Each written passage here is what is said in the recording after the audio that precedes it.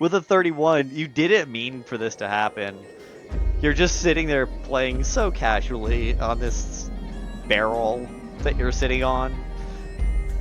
And it used to contain some food stores or some wine, something you guys that everyone ate or drank through a long time ago.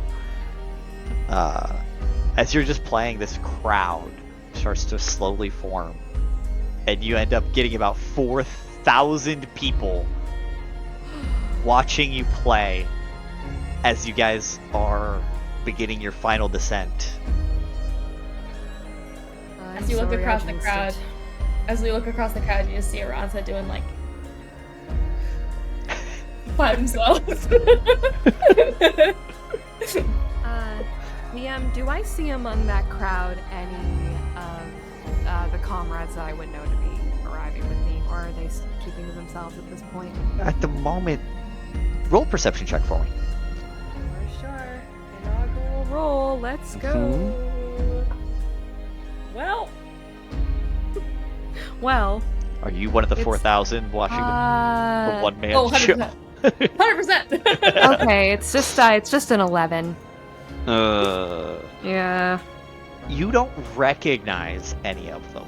Doesn't mean they're not sitting there, because you did have a couple of halfling friends, stuff like that, but you don't recognize any of them at your present. Can we assist with that? I am singing currently. I am playing currently. I will let you do the help action, sure. How are you helping, aside from the performancing?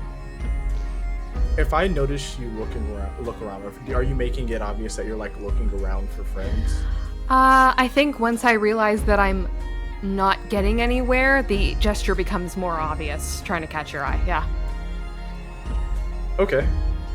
Then as I'm playing, I'm going to start tapping, and as I start tap, I'm gonna ask everyone to stomp a foot and crouch a little as they stomp their foot, and I'm just looking around, and I'm scrunching down too, and I'm just tapping. And I give you a nod to like keep looking around to see if you can find somebody, to see if they're like on the edges of the crowd. It gives and, you. I'm getting everyone to start chanting and stuff like that too. That gives you advantage. Okay. So if the on 11 a new is roll or run one you more get time? you get one new roll, but it's advantage based on your other one too. Well, so if the 11 it's much was higher. better. 18. All right, with an 18, you do spot it was your halfling buddies. Okay. Well, you know what? Frickin' frack. Frick and frack. We do Frick and things frack. differently in Noraflar. Frickin' frack. They are brothers who are known for getting into some mischief, and you actually spot them as they start to try and steal someone's coin purse. If I'm able to, I'm going to try and bob and weave my way through the crowd and catch one of their wrists right before they make that move. Go right ahead. I'm not even going to make a roll for that. You've been around them long enough. You're just like, Yeah, 6'1" of the human Varrick just comes, grabs one of the wrists, and just kind of yanks him around a little bit. Frick. Yes? I thought I told you to stop fucking with people before we get to the city. I've already made 4,000. We are not here for you to collect coin. We are here for a very express purpose that I am more and more convinced you are going to fuck up the second we set foot on that dock. Do I need to send you back to where we came from? He has on his left cheek and Frack on his right have mirrored gold brands because they were caught stealing, and that's how they got in this mess in the first place. And I mean, why can't we do both? Money's Because always useful. I'm not bailing you out of this. I told you. I can't believe they already sent me with the best half-wits in the 6th Legion.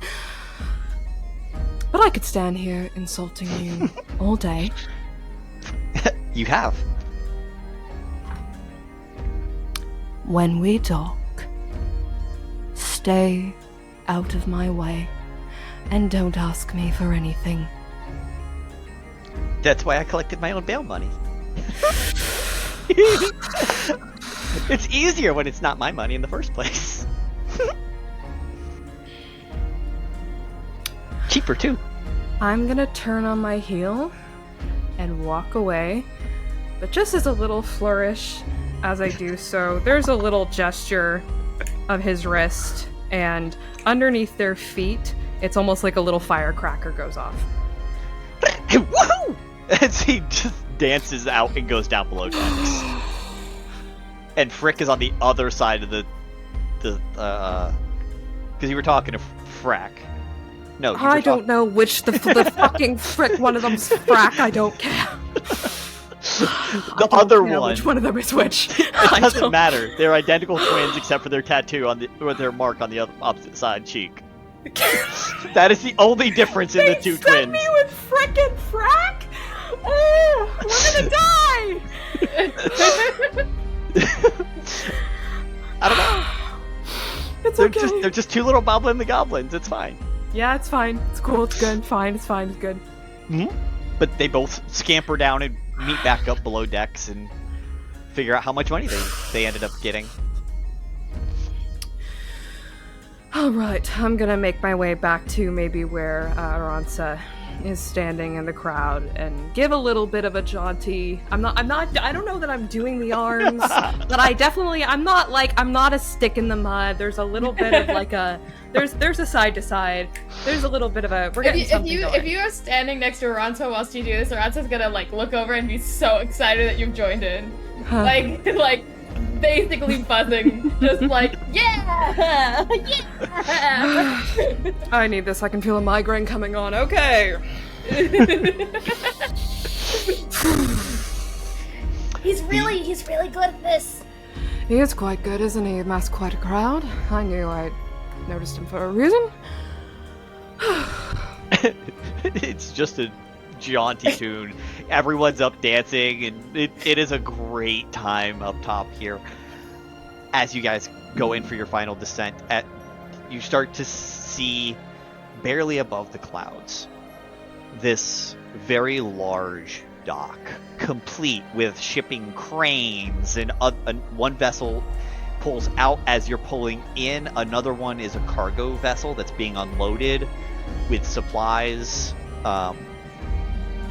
On the side, it's got Golden Freight Shipping Company listed on the side with their motto, "We'll get it there, just don't ask how." As you guys are pulling in, a very large holographic head appears of a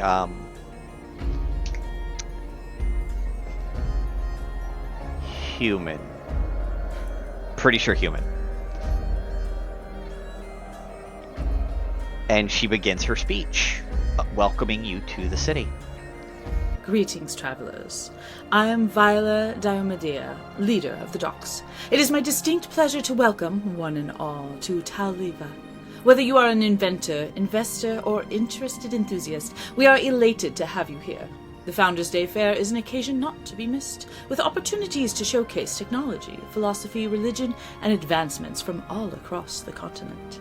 Thousands have already arrived, with more on their way in the next few days. Please note that the Zone of Gifts is not open to any visitors at this time. However, the academic, government, invention, and market districts are open as always. Be sure to check your T-phones for updates and modifications regarding new locations due to unfortunate closures. For a Founders' Day first this year, there are several things hosted within the Slum District for your delight. The opening festivities are not to be missed. Every guest is invited to attend the Midnight Ball on the 18th. Do be sure to stay until the stroke of midnight for a special surprise that shall seduce the senses. We are grateful for your presence and patronage. What wonders will be in store? Only one way to find out. By exploring the Founders' Day Fair. Are we recording for the next session? Yes, of course. For the announcement. Yeah. All pilots and captains, ensure that your codes with the docks are up to date and communicated with your crews. There will be a routine drill mandatory of all ships. Be sure to get your orders to ensure the continued efficiency and safety of all who visit our fair city. Thank you. Never fucking fails. Do you think they have like maps and stuff? Oh, sure, yeah. I could Like, also help you out a little bit, but I mean, do you know where the dragon skeleton is? I'm sorry? There's dragon. I'm looking for it. Do you not know where it is? I wish I did. That's okay. I'm sure you'll find whatever you're looking for. Now you've intrigued me. Come now. There's well, I mean, like there's a whole story, but like basically there's a dragon skeleton. Apparently it's here. I'm trying to find it. Huh. Noted. I will keep my eyes peeled for a dragon skeleton. That would be so great. Thanks. You're very nice. Thank you so much. You are as well. Be careful about that. What? Oh, No, you don't have to say it again. I'm sorry. That's my fault. Why? That one. Not what? Why? Again? Well, okay. Okay. So I guess we're doing the whole story. So, there was a prophecy when I was little that people were gonna be chasing me. And so my parents locked me away for a while, and then I was like, oh, nah, I want to see the world. And then I found out about this dragon, and it felt pretty cool, so I figured I'd come out and see it. Huh. I finally made it out here. Okay. Yeah. That's about where I thought that story was gonna go. I would love to see the dragon skeleton also. I mean, if I can find it, I'll let you know. Because I've been. No one seems to know about it. Feels really weird that it's like a thing that like not many people know about. Seems like it would be obvious, yeah. Yeah. Yeah. We find people skeletons all the time. Dragon skeletons are time. huge. Okay. Well, if you need help in the future, or for some reason need a distraction, I'm your man. Well, You're awesome. Yep. I really like how you do music. It's really cool. I'll definitely let you know.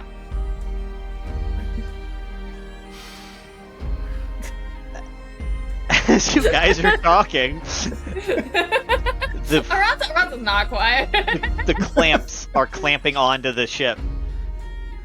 The 4,000 people are still there because Garnlow did not stop playing music. yes. Yeah. I saw you going doo doo doo doo doo. And I'm like, I'm still playing. fabulous. Love that for y'all. Yeah. The clamps start to take a hold of the vessel, pull it sideways for a second. You guys are used to the straightforward motion. Go ahead and do a dexterity saving throw with advantage for me. None of you are near the edge of the ship. You would just kind of fall down. Well, I needed that advantage real bad because with advantage that's 7. So I'm gonna inaugural dice jail for Varrick because that was the one that rolled bad the first time. It's over. So Mm-hmm. yeah. So happy. 10. You got a 10? Mm-hmm. Okay.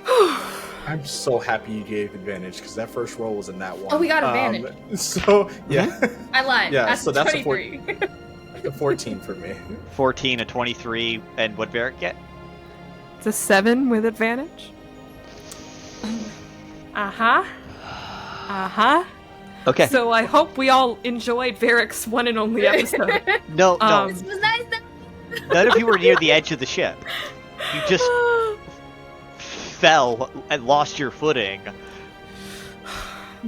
Which is probably the first time Varric has fallen or done anything stupid in front of these two, at least. Yep, yeah, he's gonna get up and dust off and swallow I would appreciate some discretion as far as that's concerned. I didn't see a thing. Thank you. I mean, I did. They fell. It was right there. It's like right in front of us. Huh. Well, Are you okay? Do you need your eyes looked at? They weren't that far from us. Please don't take my eyes. There's plenty of things I've had taken. The eyes are needed. You could take the hair, maybe. Why would I take your eyes? I have perfectly functional eyes. Yes. I'm concerned that your eyes aren't working. Oh, I see what you mean. he's lying for me because my pride. Yeah. Lying's Embarrassing. bad. Maybe. Not on occasion when somebody's asking you to spare them a little bit of embarrassment, don't you think? Huh. I push up my Like- spectacles a little bit. Yeah. It looks like that thought has legitimately never occurred to Aransa before. Like, this is now... They're considering embarrassment for the first time. Yes, he's already messing people up. Yes. Like, Aransa, don't go lying when you're embarrassed. Don't do that. That's not all the time. Don't do it all the time. Yes. Just sometimes. Maybe when I do something embarrassing, lie. That's good, but not all the time. Okay, so don't lie, except when you or Varrick do something embarrassing. And that's it. No, you know what? Try this on for size. Do whatever the hell you want forever.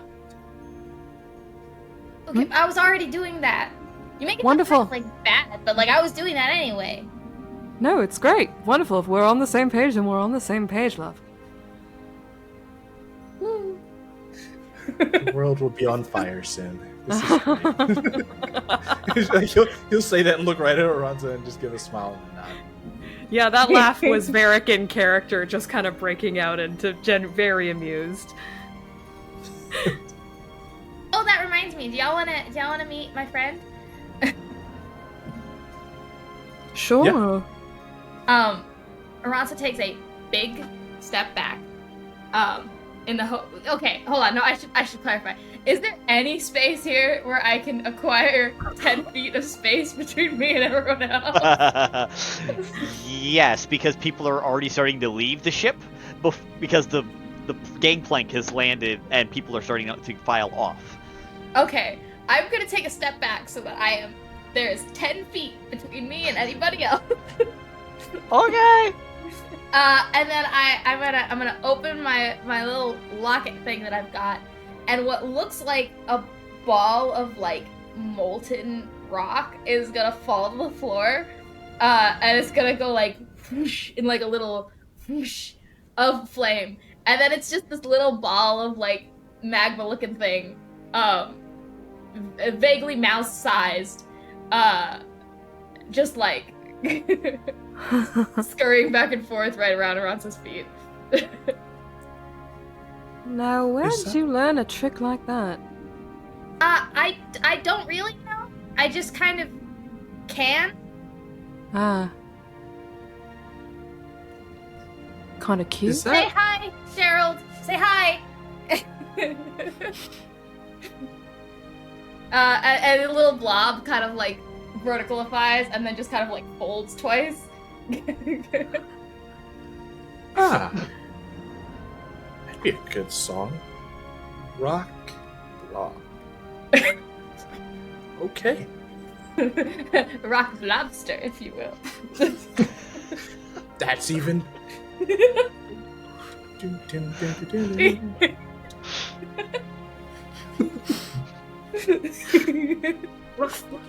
Yeah, I can do that. Yeah. He's just sitting there just jotting down everything. He's just gonna start lyrics right in front of everybody. I'm gonna turn around to the crowd then if we're near the front. All right, everybody, show's over. Get ready to dock. Go. There's already people like crowd lining. Like, you know how they say single file, but no one ever does because it's like them and their friends are all getting off at the same time, and the plank is wide enough. So they're just entire massive crowd is All right, already Gerald. working on filing off, going All right. into the docks, and the crowd isn't dispersing because they're all going to the right and going up into the parts of the city that would be classified as the slums.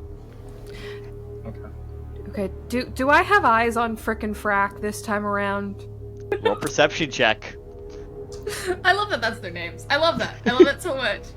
I love it because it incited a deep hatred in me immediately that didn't have to come from the character. Yeah, that'll work. 17. Did not beat the lowest of them, which was a 21. Darn! Okay.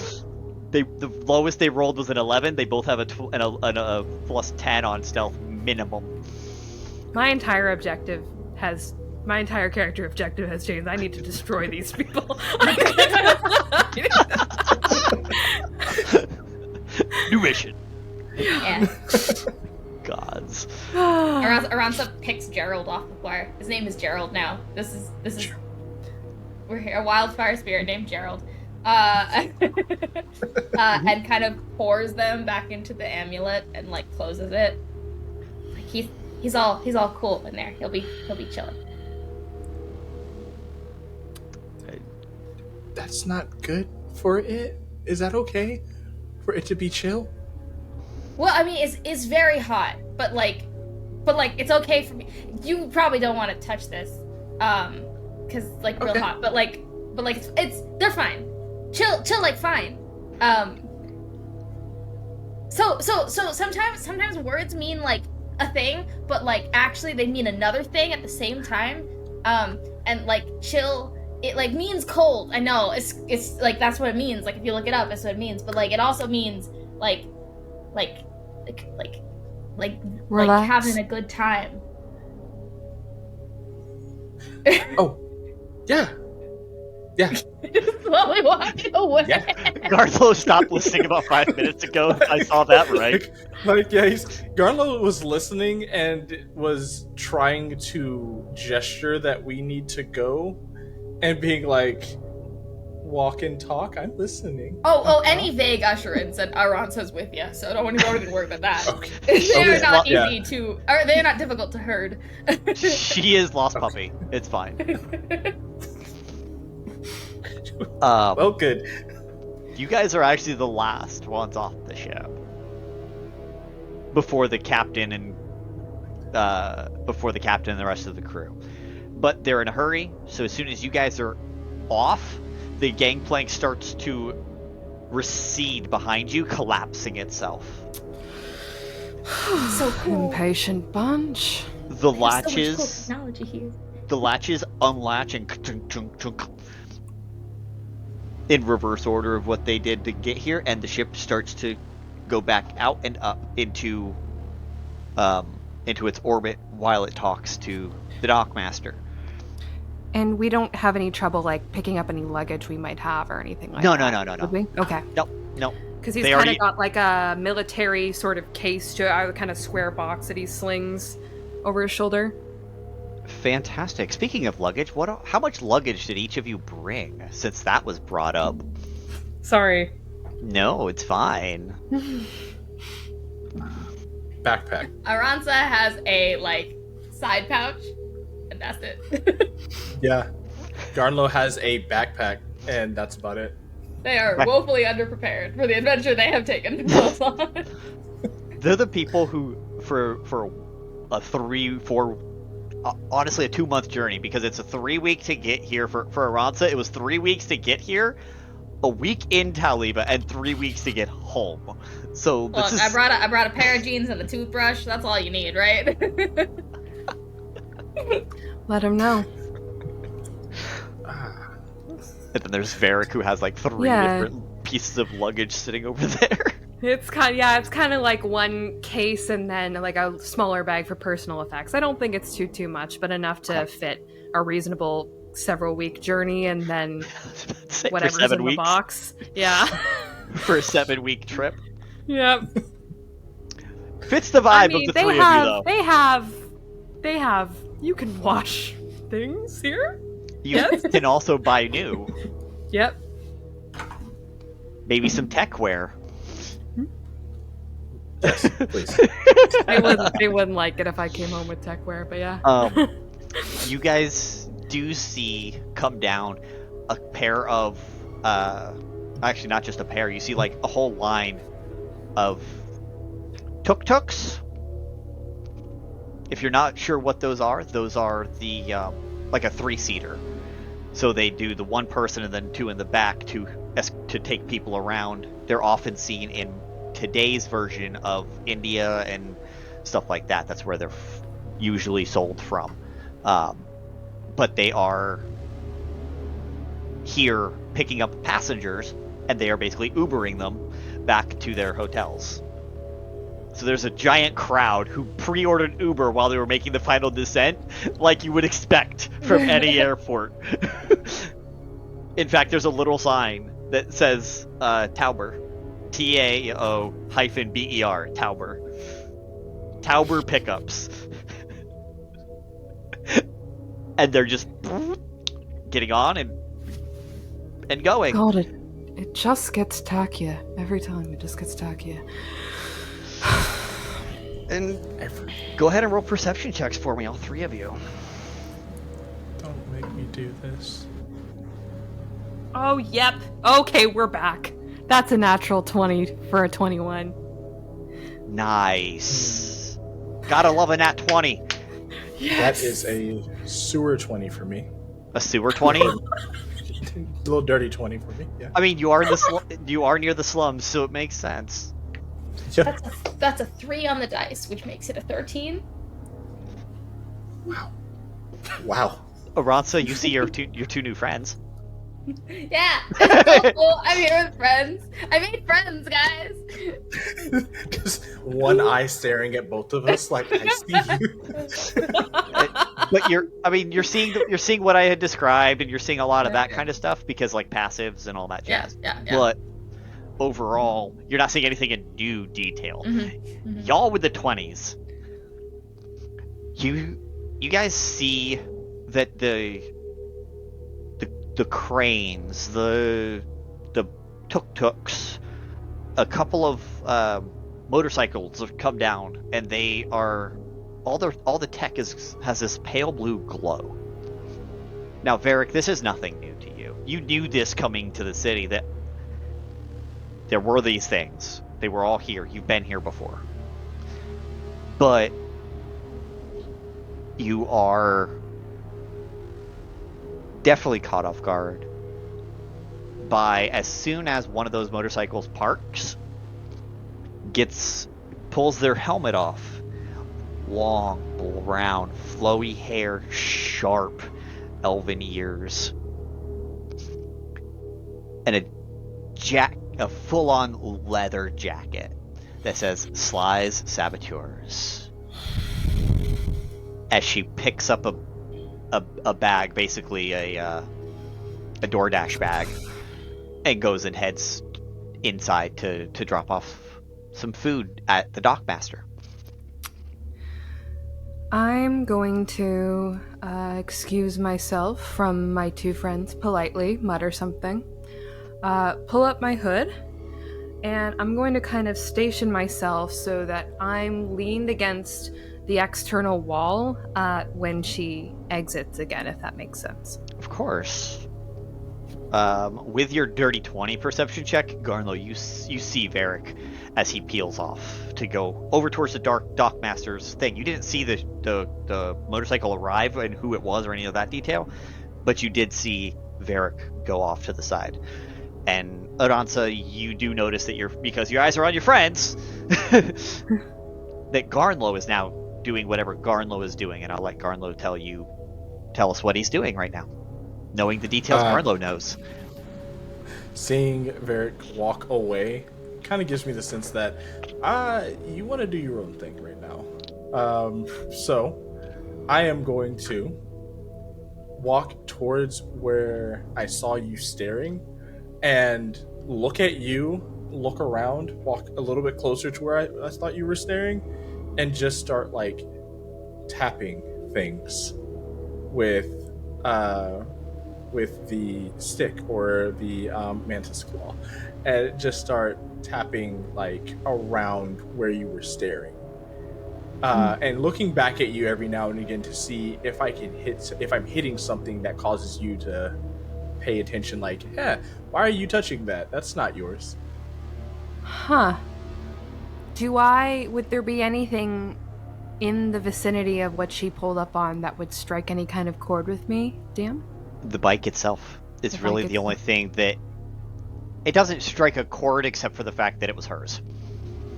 Yeah, when you kind of give a tap to that bike, I'm gonna smile with a little bit of gratitude, nod significance, and then kind of jerk my head back at the door where you would have seen perhaps the rider of that bike enter that building to kind of gesture the what's going on. Yeah. Okay. Aransa, you see your two people head left instead of right, like everybody else. I think Aransa starts walking right, and then like lost kid in a fairground energy clocks that their friends are no longer standing right next to them, and will pivot and be like, "Hey, wait, where are you going?" I'm just kind of vaguely, gesturing, trying to not scare this person off because they seem kind of sweet and like they might not like it if I do things a little too firmly, but trying to kind of gesture for subtlety and maybe a little bit of privacy. Maybe he should have not done what he did, but he couldn't help himself. What are you doing? I'm being quiet now. It's all right. It's all right. Just an old friend. That's all. Well, everyone's going that way, so we should probably also go that way. I'm afraid I've got to take care of this, but you're welcome to. I'm sure I'll catch up with you. Unless you want to stick around, I just ask that I can talk to her myself, because this is going to be fun. Okay, I'll just Garnlow, are we okay? I'm just tapping the bike. What type of fun? Oh, she's gonna be gold to see me, and you know. I'm not going to hurt her, I just got here.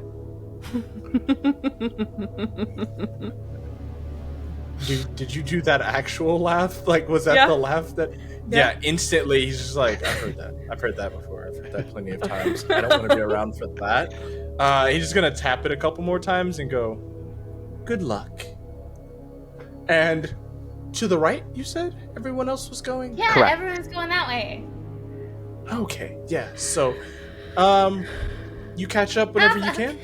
Enjoy the festival, lovely to meet you. I'll catch up, I'm sure. Yeah, for sure. I'll let you know if we find the dragon skeleton. And we are going to follow the other two first.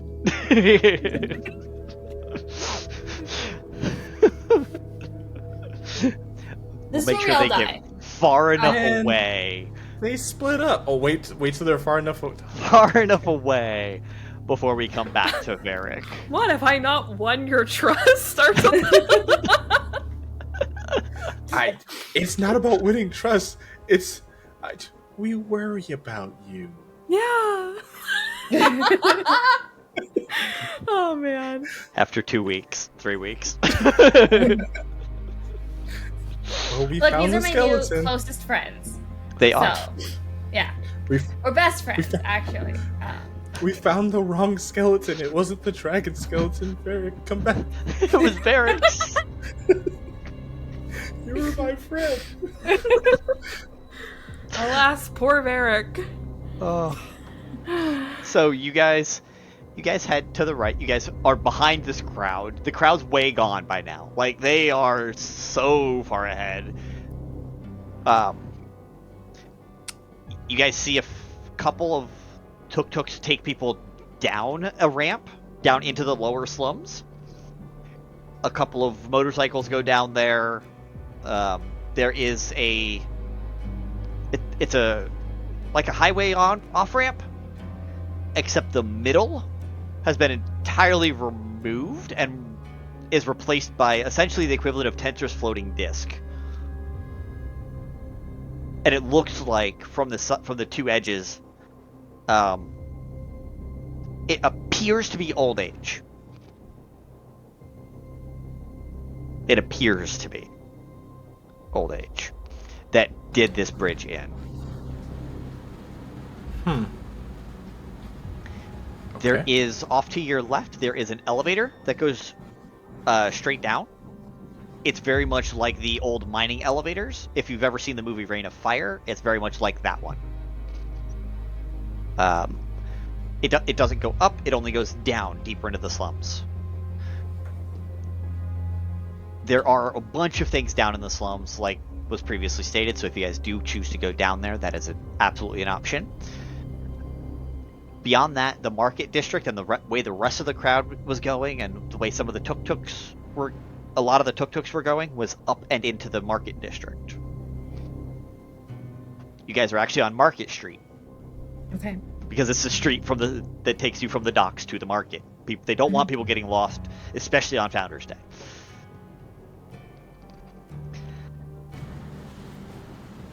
But I want to get lost. I said what the city wants. Look, if you follow Aransa for long enough, you will get lost. Navigationally challenged, very dependent, naive being that they are. Oh, then yeah, I'm walking. You would notice that Garnlow is walking behind you. And as he's walking, kicking his feet up as if kind of like a march, tapping the wooden, let's say armor that he has, with the strings. And you can kind of hear like what sounds like tiny scratches on the inside to the beat of the taps. He's just walking behind you, just keeping rhythm. Not paying attention to anything. So it's like a buggy snare drum? Yes. And it kind of sounds like almost like his whole body kind of sounds like what like a maraca would sound like. Mm-hmm. Like he taps in and it's like the whole time he's just tapping his chest. Okay. I think what ends up happening is that whole like situation of like I was following you. No, I was following you. As Aransa kind of gets very distracted by like the rhythms. And starts just kind of like following the vibes. As you appear to be lost at this point, it's been about 20-30 minutes. You guys were already lost. It's fine. Yeah. You guys make it down a street called High Street. And you see a little halfling come up. Oh, I forgot to grab a map. Maybe we should ask for directions. Hey, hi, hello, hi. Do you have a map? Hello. I absolutely do. I've got a map. It's a phenomenal map. I've got two. One's in my head, and I'd be happy to show you around. And the other is this. And he opens up his jacket pocket, and inside his the side of his jacket, and you see a bunch of Garnlow, you would honestly just recognize by appearance easily. There are some drugs. Bright orange drugs up at the top. He's got a map in a pocket. He's got a couple of pamphlet maps in a pocket that he prepared by stealing them from the Founders Day Fair early. And you see a couple of other things. It's basically that guy it's the guy in New York who goes, "You want to watch?" Except he's got a little bit of everything. Okay. That's so helpful. Garnlow, look, he has a map. Yes, he does. You do. Would you like a map or a tour? Tour would be so cool, actually. I think that would be so cool. Then a tour it is. Well, of course. Right this way. And he walks back the way you were that you were walking from. Oh, we probably went the wrong way. Okay. You sure did. Where's your hotels? Where will you Good be question. I didn't think that far. I didn't think that far either. Where would I stay? I mean, you don't have very many forests. Do you have a forest here? He thinks as he's walking. I could absolutely show you to one. Or at least Then a I'm tree. Huh. Then I should be good. Okay. And he begins to walk you guys up to the market district, but then over towards the academic area. So you guys are going through the market district, down a set of stairs, and you see this very large university structure. There's a large 12-story tower on one end, and it's a gorgeous university campus filled with the appropriate trees and fountains, and it's not a forest, but I feel like Garnlow would feel at home-ish here. Oh yeah. And if you go just that way, and he points down the road a little ways, that way I'll take you to the invention district. But for the most part, it's going to be okay. There's not a lot going on that way right now. But if you hear an explosion, don't worry about it. That's just a new test. Okay, noted. I'm Aransa, by the way. What's your name? Aransa! The name's Biscuit. How's it going? It's going good. This is my Good. friend Garnlow. We met. Don't tell him my name. Garnlow? How fun. Yeah, it's nice to meet you, Biscuit. Welcome to the city of Taoliva. Have you been welcomed yet, or is this your first welcome? People can be rude here. This is my first welcome. Were you welcomed yet? No one's spoken to us yet. Well, the shame. We kind of walked away. I got lost. Oh, well, then it's your fault. Okay, well, come on. How would you guys like some, and he checks one of his 4 watches. Would you like to go grab some dinner? Oh, that's probably a good idea. He's looking directly at Aransa, ignoring Garnlow at this point. That's probably a really good idea. Well, right this way. And begins to walk off with Aransa towards Aransa, which her back was facing the market district. So he's headed back towards the market district. If Garnlow chooses to follow, Garnlow absolutely can. But we're gonna pan on back to Varrick. They are on the opposite side of the city, by the way. I'll catch up. I know the city. It's fine. It's fine. It also takes about an hour or 2 to get all the way over there, so they're getting close to that time frame. Varrick.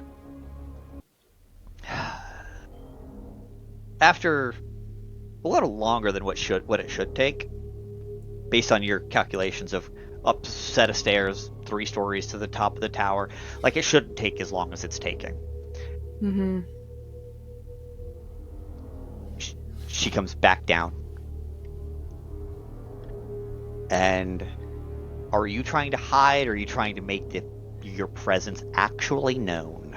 No, I'm sitting now on my case, in the same place where I was sitting against the outside wall, and she probably doesn't notice me right away just because I'm seated. Sure. But as she walks out and her back is to me, about to get on the bike, she would hear me call out to her, "The work just never ends, does it?"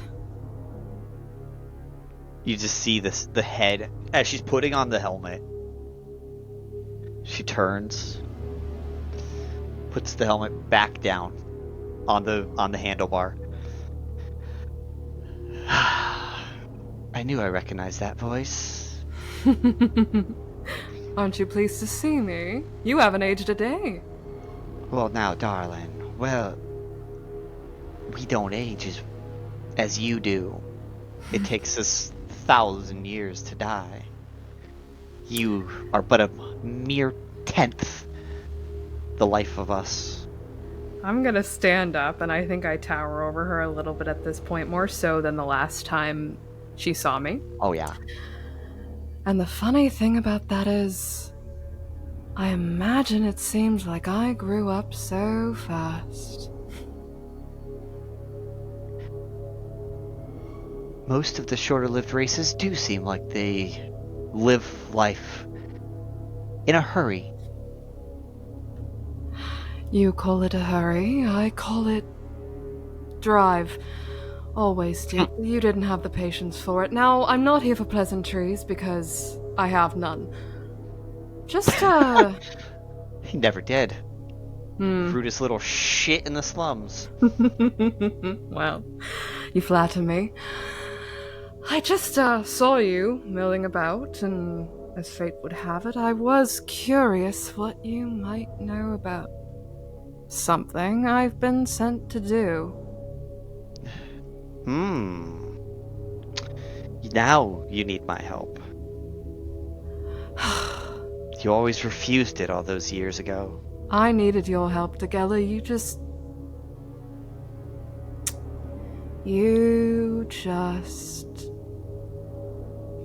believed me when I told you I didn't.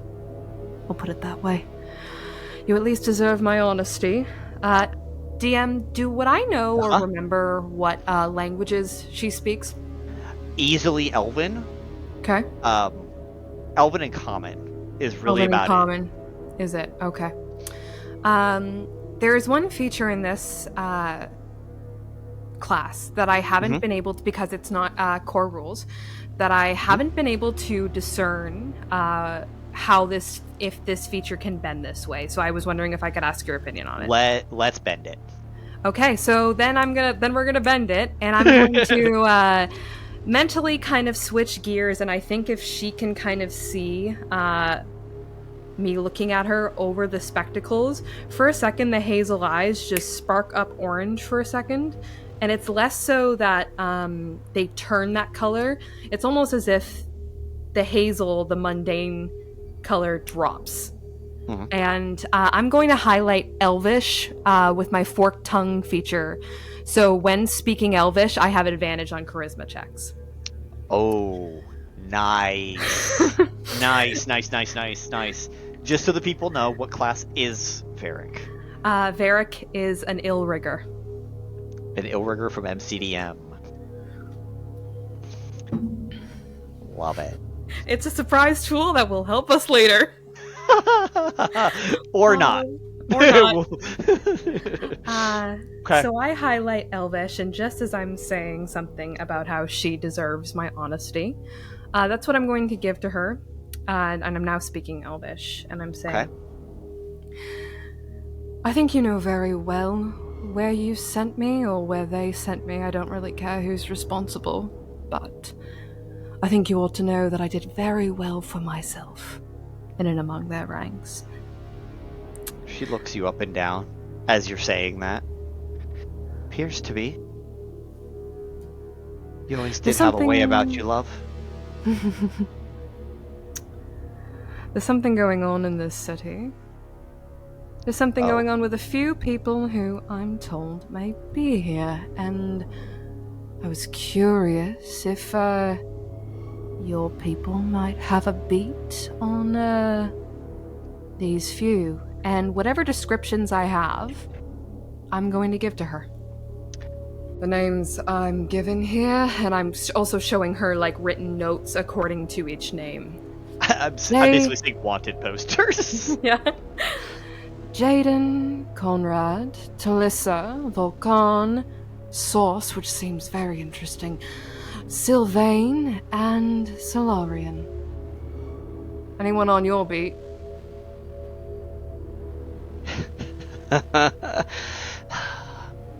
Well, love, you know better than to talk in public like this. Let me buy you around. If you insist. Hop on. As she hops on her bike and offers you the back. Yeah, I'm gonna go in the back, but I'm not holding on. He's too proud. Perfect. As the bike starts to take off, I need a dexterity throw with disadvantage. Yep. You're not holding on. And he falls falls off the bike in time. Yeah, no, they're both pretty good. Okay. Dexterity. Hold on, I'm just learning the character sheet still. Dexterity saving throw for him is an 18 with 15 plus 3. Okay. The other one was a 20 though, so we did throw that away. Oh no, threw it away in at 20. Yep. Okay. She takes you on a bike and takes you down that on-ramp, down into a lower part of the slums. It actually takes you down 2 layers, and takes you back to, honestly, it's one of the weirdest places. It is a giant tree that was grown underneath of the city itself, where this tree trunk and this tree, they shouldn't get any light. They shouldn't be able to grow because you are plenty of hundreds of feet underground. But you know that a druid keeps this tree alive. And the dryad that's assigned to this tree helps keep this tree alive. Because these things are hard to kill when you combine them together like this. It is an archdruid who is in charge of this bar. Okay. So don't nobody do anything too stupid, I guess. Right. I get off the bike. I'm going to, with some amusement and mocking, offer her help off the bike. She takes your hand and just and accepts, and you guys walk into the into this tree trunk elven bar.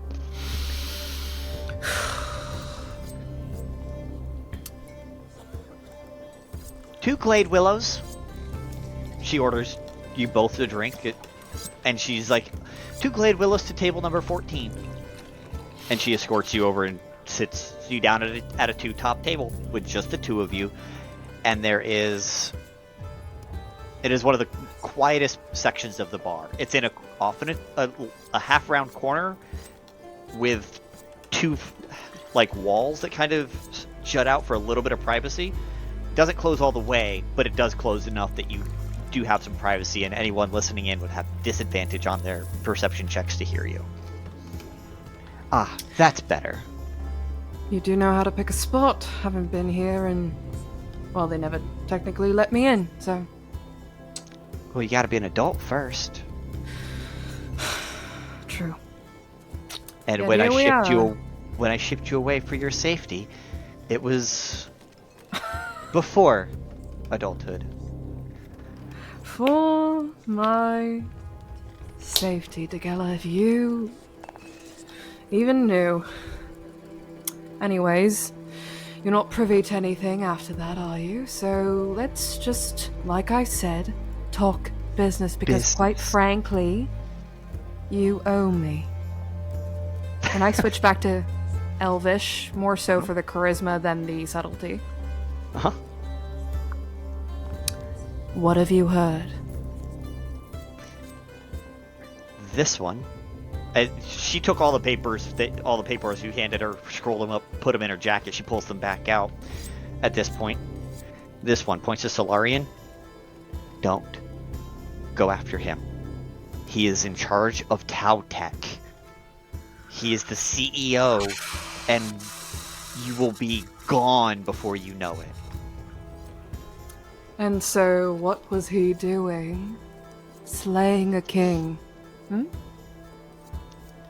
His business is his own. He comes and goes from the city all the time. I hear he's got a gnarly set of wings on him. I won't go after him, but sounds like the kind of man I'd like to meet. So, what else? I'll arrange a meeting if I can. These 5, and points to Jaden, Sauce, Conrad, Volkan, and Talissa. We've actually been seeing milling about since around the 2nd. Huh. Quick return, from what I hear. Well, if he helped, pointing to the Solarian image. Who knows what they had access to with him? These 5, they fond of each other? According to my contact in the hotel industry, they're actually posted up in 2 different rooms in the in one of the hotels. I can get you the address. These 2 points to points to Volcan and Sauce's picture. Apparently they're girlfriends. Volcan is obviously a male figure. Yeah, Varrick loves that. He's smiling. He's rocking with that. Sauce is this feminine satyr image. Yeah, he lingers over their illustrations or pictures for a couple of seconds, internalizing that, smiles a bit, turns his attention to, I would probably say, Jaden and Talissa. Would probably be able to discern that Talissa is a pretty young person, maybe by looking at her. Talissa looks younger than even Aransa. Okay, so yeah, he's gonna kind of wave Barely adulthood. that angle off, and kind of settle on Jaden for a second. Well, there's always the obvious in. The problem with her is there's 2 that look like her. There's 2 of them that look almost identical. You say that as if it's not going to entice me further. Of course it will. Of course it will. However, And this... However, one is obviously very much not her. One is protected by the city itself. The leadership of the city has their eyes on her very closely. Be careful of your target on this one. No fun when you try to protect me. Anyway, the one they're with must be the mortal one, whatever you want to call it. I don't understand what you're getting at here. Oh, they are... Are you referring... Oh, you're... I'm saying, is the one that they're with in the hotel the one that would be easier to get to? So Does she know? All 5 of them are staying in the hotel. They just did 2 different rooms because it was easier for a 5-person party. Right. The version of Jaden though that's with them. Like I think he's maybe misconstrued what she means by this. He is, and that's okay. Okay. So I'm gonna notice the confusion on her face then and say, No, this is much more complicated than I'm imagining, isn't it? Yes. She has a gelatinous form. And they can shift into what they need to appear like. So, one is an employee of the academic district and is protected by the city itself and the people of the city. The other is Jaden, and you have to be careful that they are not imitating the other.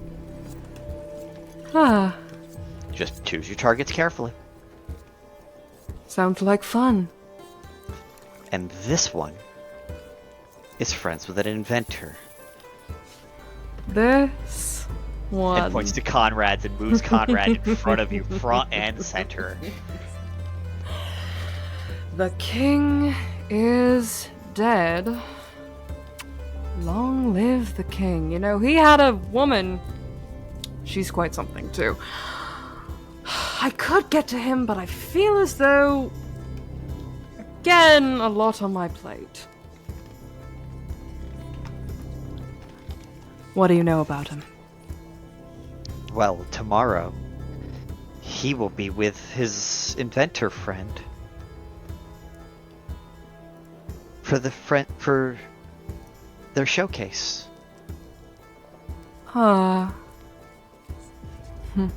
Apparently the showcase is at noon. And the inventor... Very formidable, or more so, trinket type. How do you say kooky, horny old man? How do I say kooky, horny old man? I would call that leverage. The other... There's another to be cautious of that you are not aware. Especially if you're messing with the inventor. His wife. She is a tiefling of significant strength and size. Again, it just you're saying this, right? And it just all I'm hearing is fun. Well, if that is what you consider fun, good luck. I'll try and play nice, I promise. I do prefer to talk my way out of things. I recommend allies if you've got them. Well, I had these 2 fucking half-wits, but they scrambled off, and then I had 2 that I met on the ship. Very nice. Nice is useful. Nice is Nice helpful. is useful, nice is helpful, nice You were nice. is... Once. Long time ago. I was nice, and then I But grew we up. fixed that, didn't we? I wouldn't take too much credit, Degella. You have no idea what they're cooking up down in Noraflaw. Wouldn't imagine at all.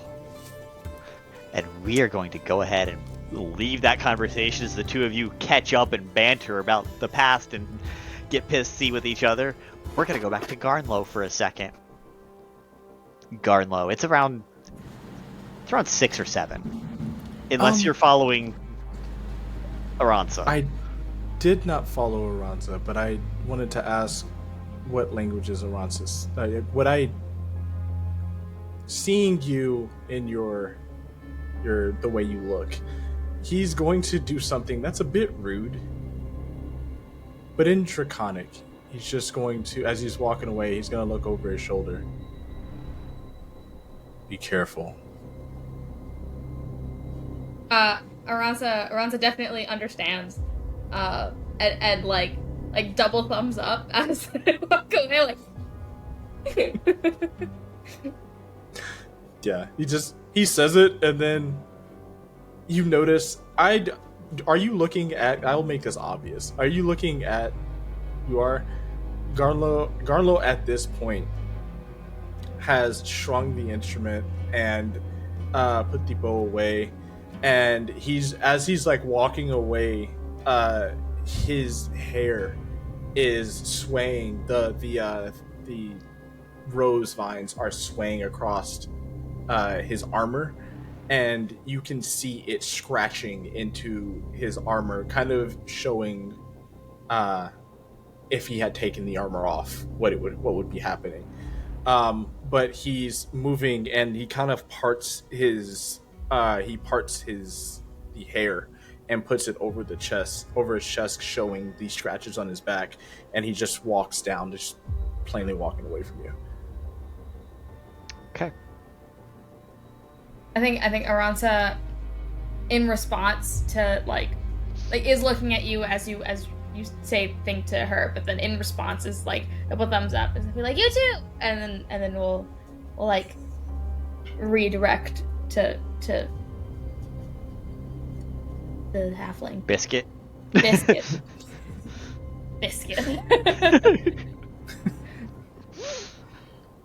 stupid biscuit.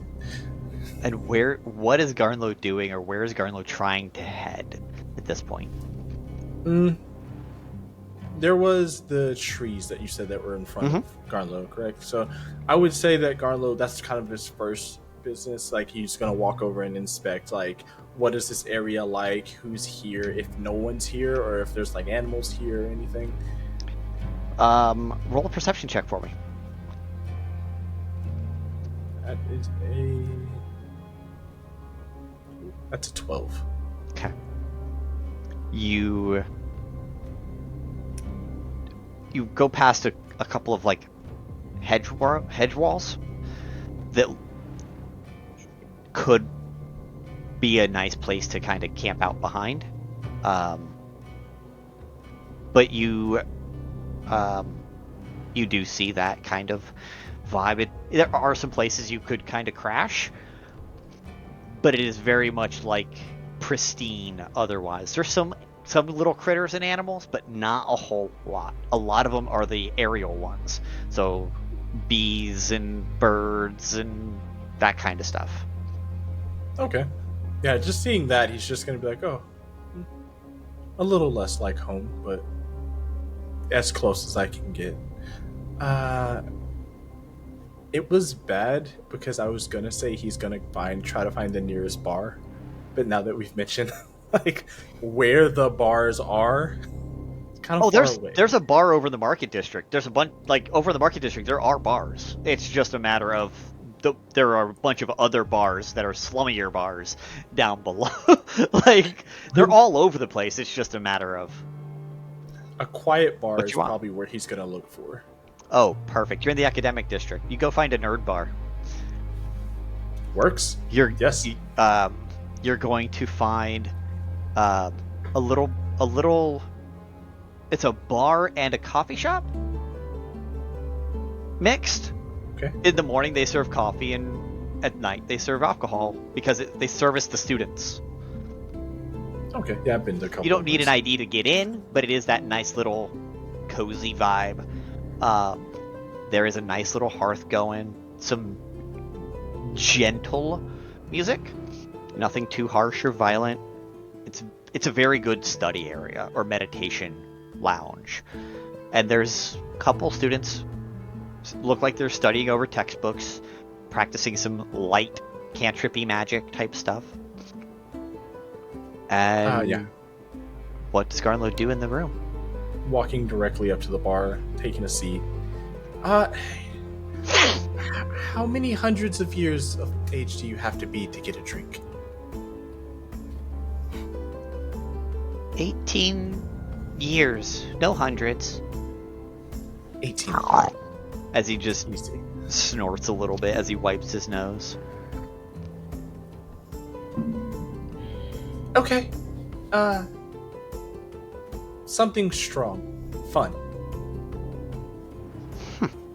Turns around, opens a book, looks through the book to the very end. Would you like a 9th level fireball? I've seen those. Yeah. Okay. Sounds great. Fabulous. Goes over, grabs a cup, a mug, and just starts pouring all kinds of alcohols in. And then he lights the thing on fire and says, "Back up!" Poof, drops it. You've been solid on your dexterity checks so far, so I'm not going to make you roll. But you have to actually take a physical step back because it's 15-foot fireball. As if he cast the spell 3rd level fireball, just poof. And he takes off his a little mask he put on, and he comes over and drink quickly before the fire dissipates. That cleared the sinuses. As he turns around. Yeah, first thing he's doing is putting a finger in the drink and just seeing what happens. As he watched it explode, he wants to make sure that, like, I'm not going to put my finger in this and it's just going to dissolve. No. So he just, like, puts a finger in. Perfectly fine. No reaction. It's good for the skin. It's good for the throat, I guess. And just takes it, just downs it. Okay. Have you ever been to California Tortilla or any of the seasonings or spices that they've had that are like on the wall of flame, the level 10s? I've been to a couple places that have had like really spicy foods, so yeah, I did. So it is like a 10 out of 10 on on the spicy scale as you start to down this thing. Did you down the whole thing, or would you have only done a little bit and stopped? Oh, if he's gonna do it, he's not gonna sip. It's gonna go all the way down. Yeah. Constitution saving throw for me. Yeah. You went 9th level. I've got a DC in mind. Let's see if you beat it. 28. Whew, you beat it. I had it at a 20. It's a 9th level fireball. Why wouldn't it have a high DC? That was a con save, right? Yeah, I'm Okay. at a plus 10 in con, so I was like, I wonder what's gonna happen. Oh my god. Okay, that's It good. burned like a mother going down. I was expecting to take some damage, so I was like, all right. It I'm down could with have. this. Could very well have. Okay. Yeah, he downs it, and I'm pretty sure. Well, I'm not pretty sure. I know for a fact that, like, even after he downs the drink, and I know I rolled high, he's still gonna be like, oh, okay. Well, that was fantastic. Something fruity, maybe. Okay. And he just starts to pour you what looks like a pride flag drink. And just starts pouring Instantly. different colored liquors into this thing, and they stack so perfectly. And tosses and slides it to you. You know what? I know what to do with this one. And he snaps his fingers, and when he does, like, it looks like a dragonfly kind of comes out, but the dragonfly is multicolored, similar to, if you're okay with that. Yeah, it's I have them there. It's multicolored, and, like, comes out, and he, with his nail, goes in, gets some, and gives it to the dragonfly, and then goes, you didn't explode. And he gets it and then starts drinking that one also. He sips this one. He doesn't, learning from his mistakes, starts sipping this one. Okay. It's not as potent. It's not as powerful. It was just an easy peasy, nothing to it kind of alcohol. He didn't do anything special to it, not light it on fire or anything like that. Okay. But you do the thing. Okay. And you drink. Yeah. Are you going to sit there and kind of drink the night away, having some casual conversation? I was gonna say after that drink, he's just gonna ask, like, how much do I owe you? Oh, are you, first of all, are you a student? No. Okay, then it will be, and he goes to tally it up. 9th level, 1st level. That's gonna be 40 gold. 9th level fireballs are expensive. Are you allowed to give a drink to go? Of course, where are you gonna go? Great. Can I get one more of those 9th levels? That'll be another 36. That works for me. Okay, so that'll be 76 gold. Yep. And he All will right. take that out, and He does that, drops another.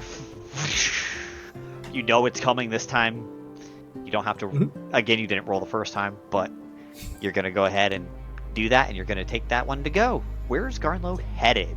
Back to the trees? no, Garnlow is at this point, knowing that there's a spiral down, he's headed down. You're gonna go explore the slums. Yeah, he just wants to see how dirty this place gets. Fabulous. All right. It's going to take you a couple hours to get down there. Sipping the whole way. Fabulous. So, about 4 or 5 o'clock in the afternoon on this same day, Lemon, you're back at headquarters, Cass's house, the coffee shop, whatever you guys want to call it these days. There's been multiple people coming in and out. You've met a bunch of new friends through Tommy's connection that he's made with the group known as the Chaosities. And right now, though, it's just you and Jed. As Jed is working on cooking dinner. He's actually making a chicken Alfredo. Made with appropriate fantasy chicken meat. Chicken-like meat. And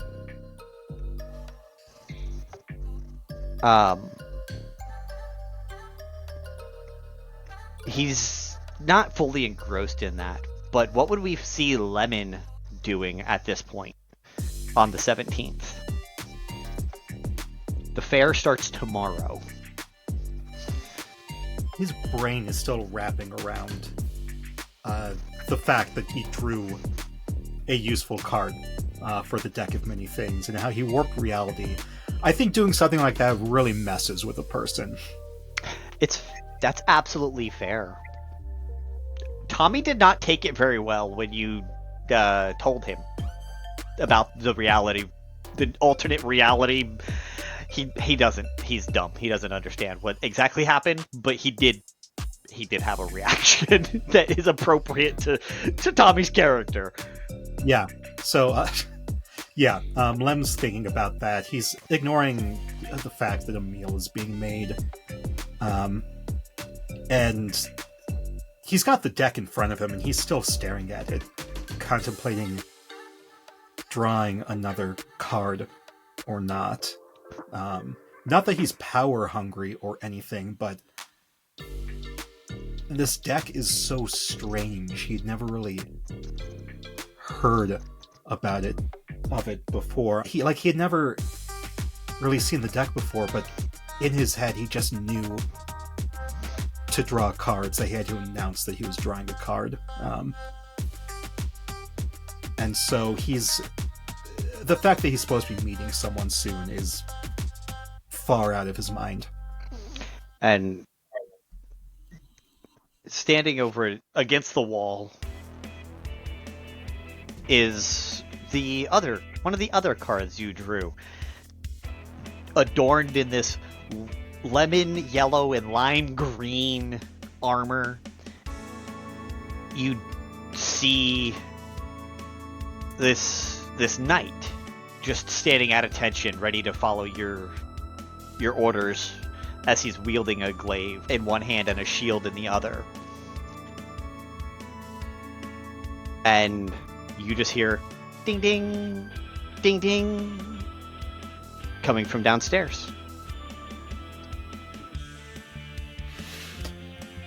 Oh, okay. No, that's probably... I should see who's...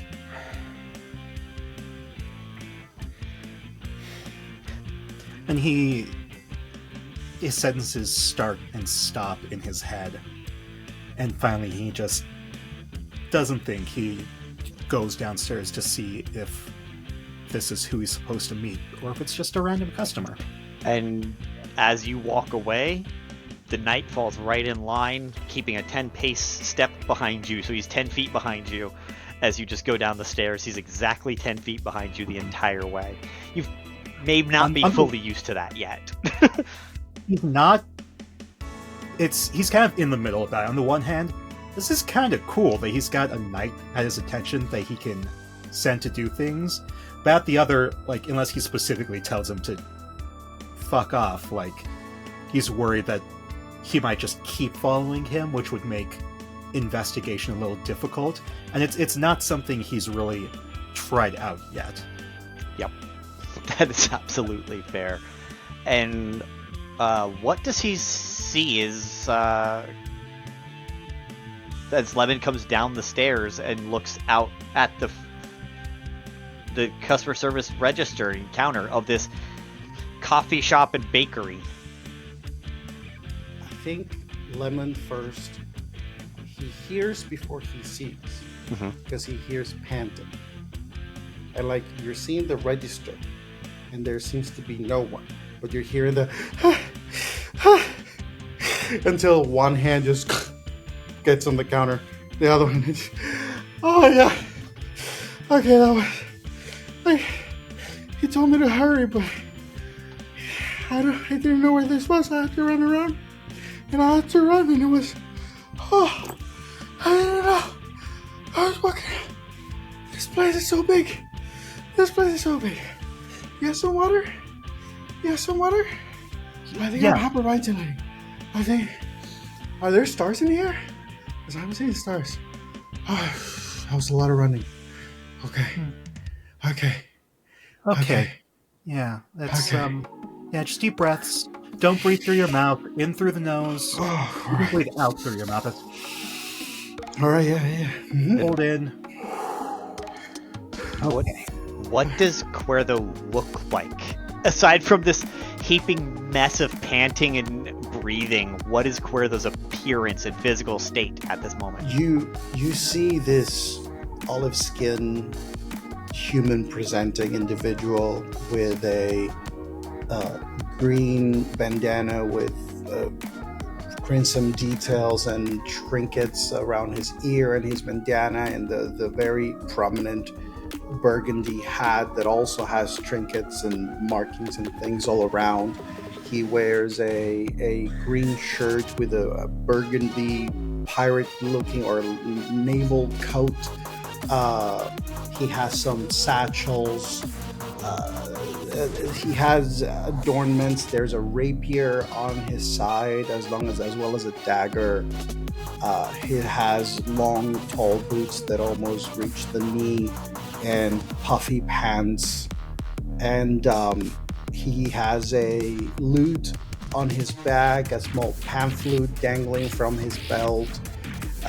This character seems to move and make rhythm just by all the little clinking sounds that they may have of all the between adornments and musical instruments and other accoutrements that he carries, as well as his bag that he carries on his around his hip, on the back of his hip. And yeah, he has some gloves. It's like fingerless gloves that seem to just cover the part of the calluses and the palm of the hand. And that's the individual that you're seeing before you. He's very slender, very human looking.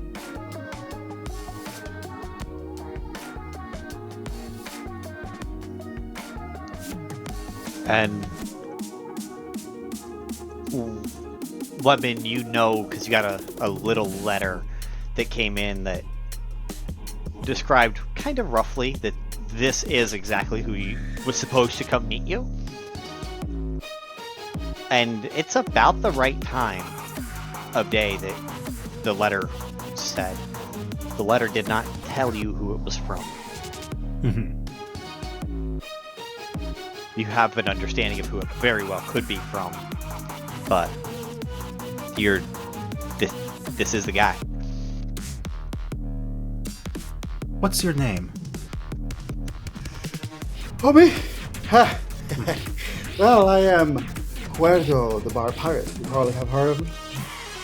I have, but not for the reasons you would like. Who have you been talking to? I got this letter. We're supposed to be meeting. Oh, all right. Yes. Oh, yes, that's why I'm here. Yes. Yes. So, you and I are supposed to find someone. Yes. That a halfling said has been talking too much. Yes.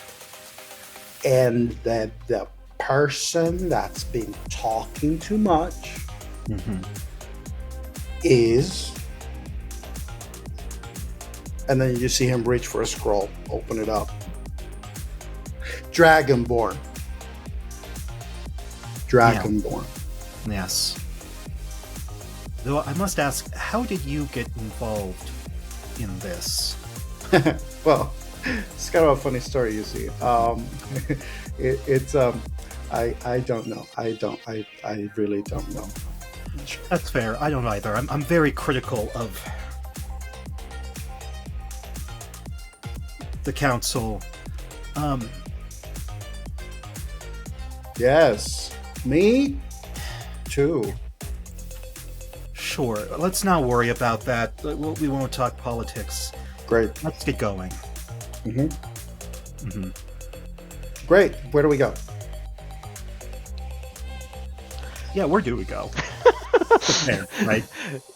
Your best, the information that, the rest of the information that Kuerdo didn't remember or read was that the person just got off the airship coming from the docks, and if Lemon were to look at this scroll that he pulled out, would have said, Biscuit is keeping them occupied in the market district near the hotels. As people are setting up for the fair, they're just wandering the marketplace. All right. I think that what Kuerdo does is when they're both wandering, he just pretends to like read the thing. Like from the bottom, he's like, actually know exactly what we need to do. We should go to the market district then, because Biscuit, great Biscuit, lovely Biscuit, tasty. They're keeping there because the airships and markets. So we should go to the marketplace. All right. Loving how sure you are of yourself right here. Brilliant. Thank you. Perfect. Really makes me feel like I'm in the right hands. I get that a lot. Yeah. Let's go. Okay. Here's your water. Thank you. I imagine Jedediah is good enough, I imagine, at this point, where he heard this, immediately brought it out. He's turning into a good little worker of the cafe. He is. He made them $14,000 in a month. That's right. 14,000 gold specifically, but yes. Yeah. That's... I don't know if that's good for a restaurant after paying... It is for the slums that gives away free muffins. Fair. When half of your product is free. It doesn't... like, the most expensive part about muffins is probably mostly the fruit that goes inside of them, I would imagine. But I'm not going to speculate any further because... different industry than what I'm used to. Like, I never worked in the muffin industry. Cheese, yes. Muffins, no. And so, as you guys talk about the finer points of the bakery, and head out of the slums district up towards the market, Aransa, we're gonna pan on over to you as you are being walked around town by this lovely halfling in a. You would think it's a regular size coat, but for him it's a duster. So go ahead and roll a perception check for me. Oh, awesome. I want to see how much you're taking in as you're taking in all the sights. That's a 3 on the dice, which is 13. Oh, I'm pretty good at this. Okay. Okay, so you are looking at a couple of upcoming things that are being worked on, being set up, that have had signs of like, this company goes here, this product goes here, this will be here. You're getting to know the lay of the land and what the fair is going to look like over the next week, because this whole fair is going to last a week. I promise. Said not ominously at all. We all know where this is going, but the halfling is showing you around and pointing to a couple of keynote inventions, and one of them is tucked behind a black curtain, and it looks to be about the size of a wagon. And out front, it just says, Archimedes. Ooh. Are you going to be nosy and peek inside, or what is Aransa going to do with this information? Peek inside. Okay. Roll a stealth check for me. I don't see any keep out signs. So. There's not. Most people would assume that is for, it'll be revealed at the appropriate time. Why would anybody care? Oh, no.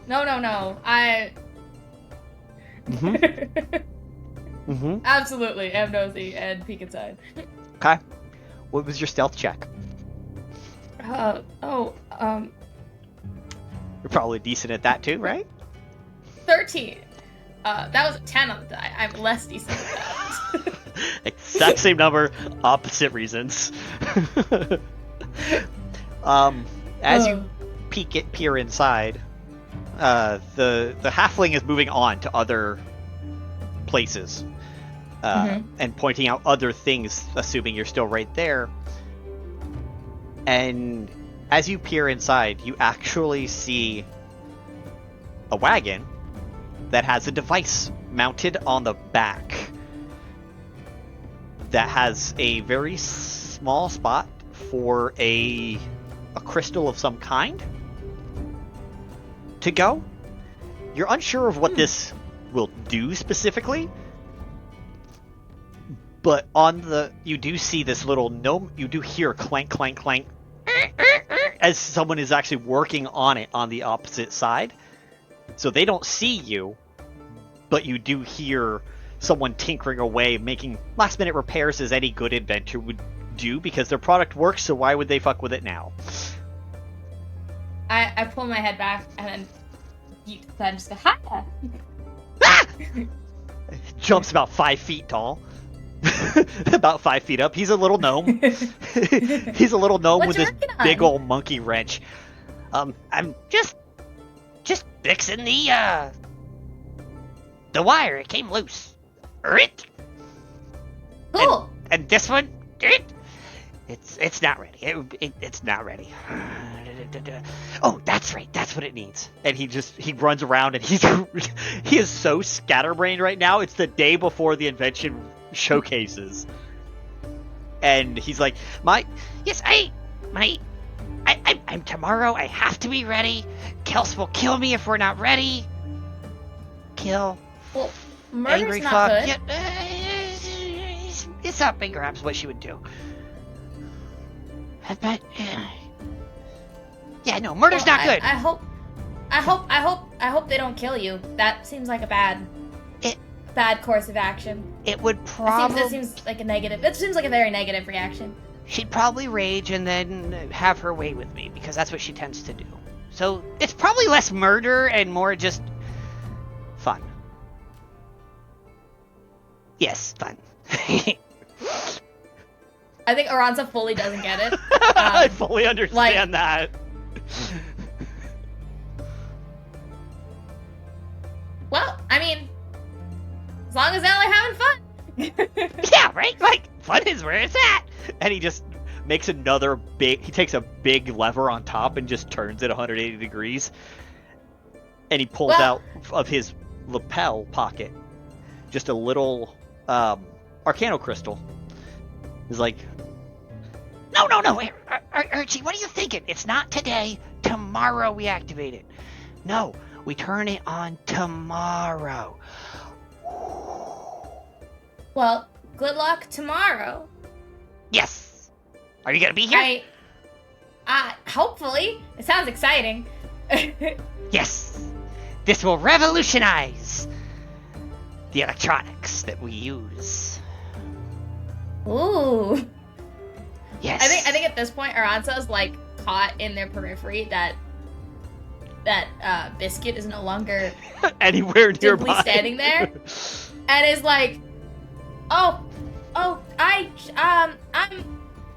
gotta go, but bye. That seems really cool. I'm just gonna start looking around and try to find Biscuit again, like lost kid kind of energy. Lost kid looking for mom. Policeman. Roll a perception check for me. 23. You find it without a problem. He went just 2 down. It was already on his way back. I waddle over and I was like, they have a really cool thing that they're activating tomorrow. I don't know what it does, but there's like a crystal and everything. Why did you? You're not supposed to spoil surprises. Those are there to keep people from looking in today. They all come down tomorrow. You're fine. Patience. You can see everything over the next week. It'll all be fine. Okay. Okay. I mean, the guy seemed really excited about it, so he was telling me about it. Okay. But okay. What's up next? Okay. Up next, we have. And he just walks you down and walks you towards the actual shopping part of this area, and takes you right into by a dress shop. And says, up next, you're getting a new dress. Ooh. Because there's a ball tomorrow. Oh, that sounds like fun. And at this point, you are now in Sasha's Square. The bank is closed down. Okay. There's another business right next to it that is closed down, shuttered up. The whole everything's been removed. Like, you can't even tell what it was anymore. And there's a couple other businesses around, including a bar and some other fun stuff. But right in the middle there is a fountain, and the fountain has the four original explorers started and founded the city of Taoliva. This is Sasha's Square. Kuerdo,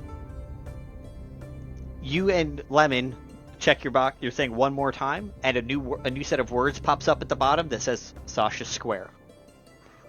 It like writes itself. I think Kuerdo has a moment of, this parchment is trying to take away my job. And then it just leans into, it's like, now listen to here, you little shit. I am the writer, okay? I am the writer. I'm sorry, are you talking to that scroll? Yes, I am. Thank you for your honesty. Slowly closes it. To the door. Sasha Square. Okay. Oh, don't mind that knight behind me. It's a story I do not want to get into. His name's Pomelo, and he's my assistant. What night? And you realize that Kuerdo has not even noticed. Like, completely oblivious to the night until you point them out, despite the size of this thing. He just goes, why not? Just, oh! Hi! I don't think Pomelo. we ever decided any specifics, like their heritage or anything. Nope. Let's just make them a tiefling. Amazing. Yeah. Amazing. It's a yellow tiefling. Yeah. With green tattoos. Yeah. Hi. Yeah, he's mostly silent, not a great conversationalist, but that's how I prefer it for an assistant. Have you ever considered interpretive dancing? Can teach you a move or two. He could use some hobbies. Completely silent still. Yeah. Great talk. We can talk later. Let's first prevent the city from... How much do you even know about that? How much do I know about that? Yeah, about what's going on with the city. Well, if you must know. And I hate to be the person to say this to you, so I hope maybe you should sit down. But... No, I'll stay flying. So, I just want you to know that I'm here for you. Okay. But just know that this city is a floating city. Yes. So there you go. That's nothing. Okay. No, that's fine. I'm not too worried. I can fly. I don't know if you've noticed. You probably have not. I know you can fly. So I don't think I didn't describe Lem. So Lem is a fae. So he's just a little fairy feller. Small size. He's very obviously very thin, not frail, but like slender, as many fae are. But he wears kind of a bigger coat to add more size to him, to make him a little more intimidating. And then he's got this little hat, and there's a bee pendant on it. Are they currently Yeah, he is currently flying in the air. He flies more often than he walks. Yeah. Kuerdo definitely is like, I know you can fly. And then you see his eyes gotta look down quickly and go back up. And he is hovering that 1.5 feet to be the same height as, I always envision, and Mika, you can correct me if I'm wrong, but Lemon maintains eye contact with people, so he always hovers around normal people eye line. Yes. Okay. That seems very accurate. Lem is very much a direct eye contact person because he unnerves people. Mm-hmm. You will realize that while that. it may unnerve some people, Kuerdo is more like lights on, nobody's home kind of stare back. He'll look back you in the eye, but it's probably because maybe he doesn't even realize that he's looking at you in the eye. It's weird. And Lem thinks I've met my match. I love that. Oh man. Respect. He suddenly has strangely just a tiny bit of respect for you, just for that, for matching his gaze. Yeah. This is how Kuerdo gets away with so many things. Yeah. Just accidentally. Weaponized incompetence. All right. And you guys eventually do make it to Sasha Square, where you see up at the statue, you see a dragonborn and a halfling having a conversation, and the halfling begins to walk away from them towards somewhere to get food for lunch. Or dinner, I guess. It was 4 o'clock, it's probably now 5:30. I didn't get a chance to describe Aransa earlier. Yep, so let's do that Aransa looks like their scales are almost made of stone. And it kind of it gradates from stone to this kind of reddish color at the edges of each of the scales. And their eyes are bright orange. And they're standing there kind of in very casual armor. It's they've got a chest plate, but they're not stacked up. They're kind of they look very they're vibing. They're not in any sort of I'm fighting stance. They're just I think Aransa is currently looking up at the statue and is just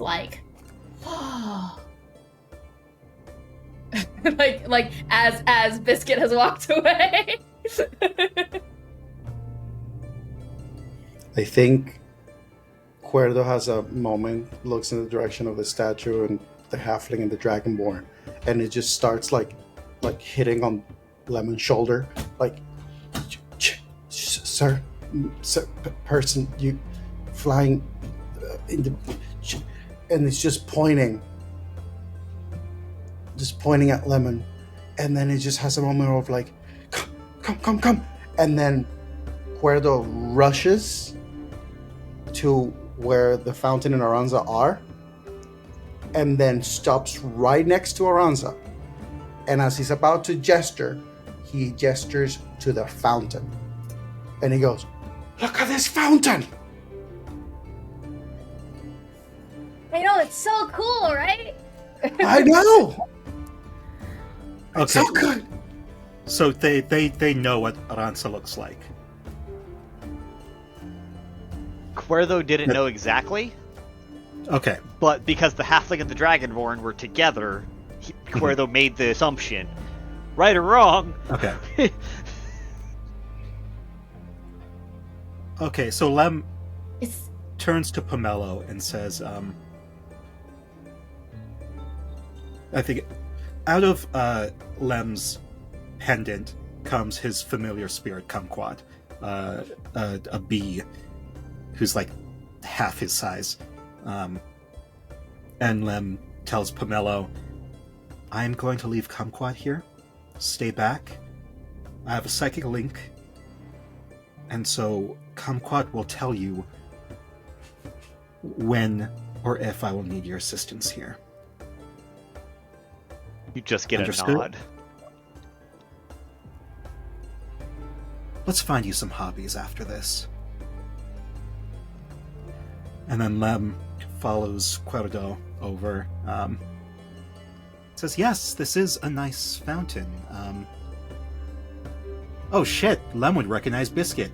You would have recognized Biscuit as Biscuit walked away from Yeah. her. Okay. Okay, yeah. Biscuit's been showing me around. I just got here. It's very cool city. It is. It is, yeah. I got here not that long ago either. I don't know how, but I already got a chance to perform out of like a band competition. It was so good. Oh, this sounds so cool. It sounds like so much fun. It was so much fun until the people in the other band died. Nobody knows why. I mean, after the band that I was part of killed them, they said that they didn't know the cause. That sounds like a lot. It was a big stage. Sounds like fun though. Do they have any concerts or anything happening here? I hope so. I want to play more. Oh, I want to watch music. I like music. Music's pretty cool. Oh, Kuerdo's already with his lute out. Kuerdo, you know you're supposed to perform with what's left of that same band. All right. Yes. 2 days from now. We actually have a 2 days from now. We're going to be performing. The band that won, that survived, that definitely did not kill the people that they killed. That we're gonna be we're performing. You should come. You should come. Try. I'll definitely try. I have a lot of stuff to do here though. I have a lot of stuff that I gotta go around. I'm still trying to get my bearings though. Oh, you're like one of those people that does things.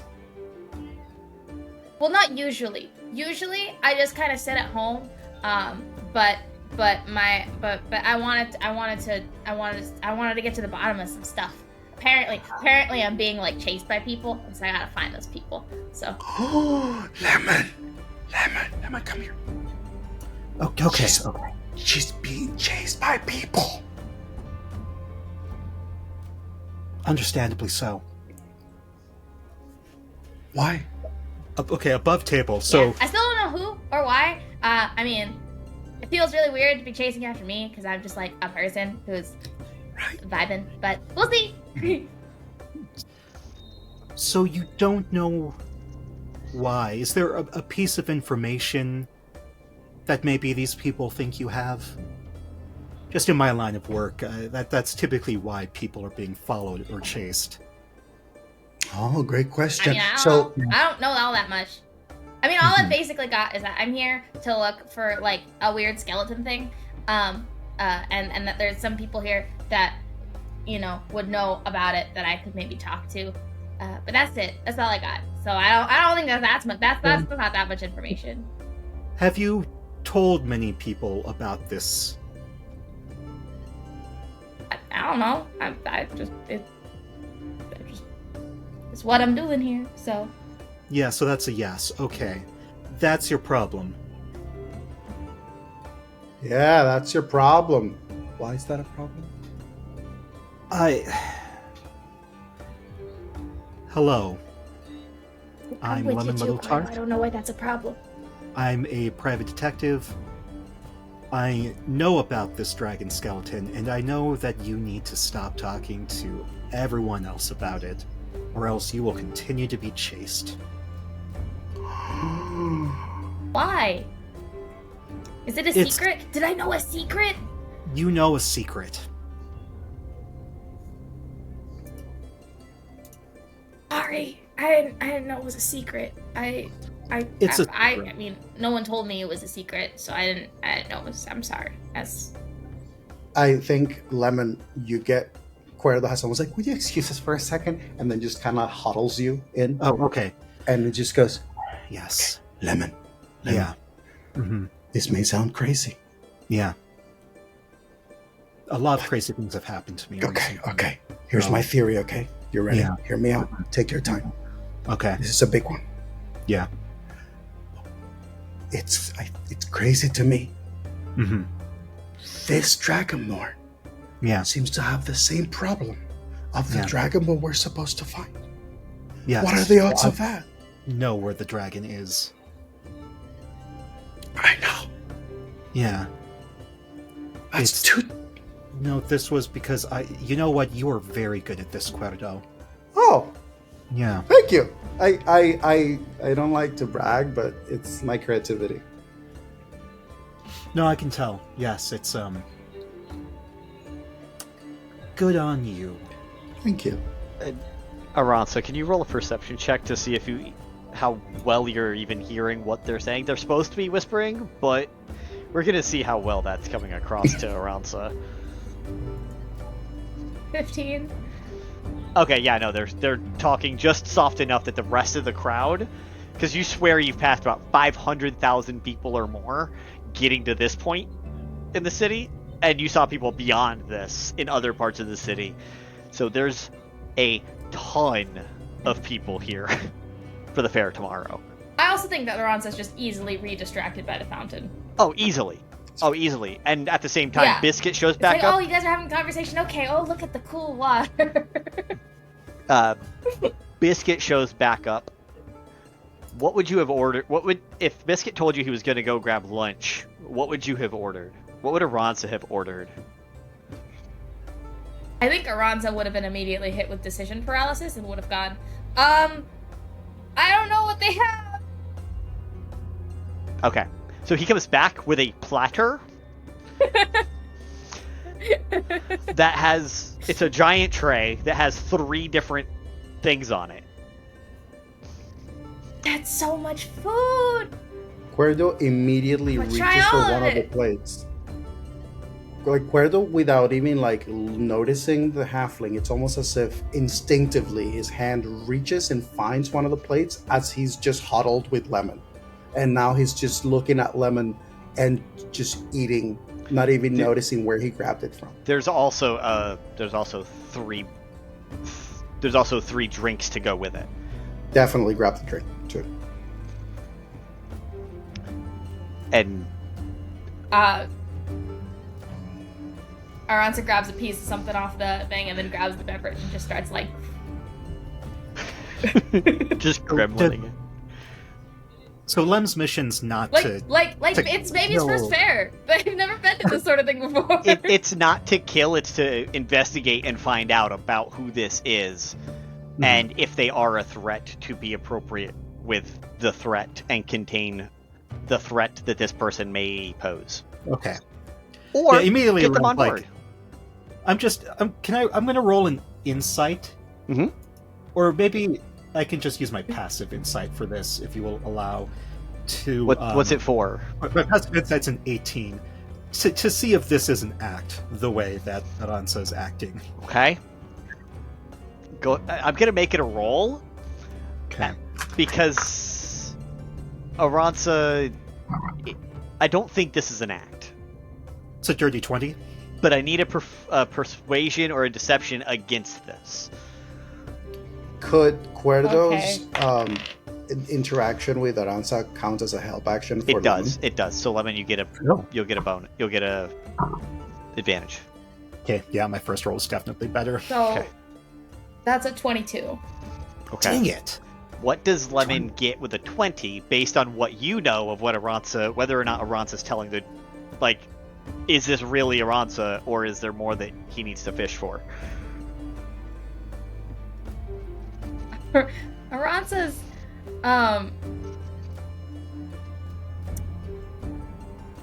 if this is an act, Aransa's very good at acting. Like, it's the same energy as when you look at, like a kid in a fair, like that same energy of like that kid being really overwhelmed by all of the things, and kind of going kind of glassy-eyed. That's the energy that Aransa's giving. So if Aransa is acting, it's a very good act, but also they seem pretty head empty. Okay. If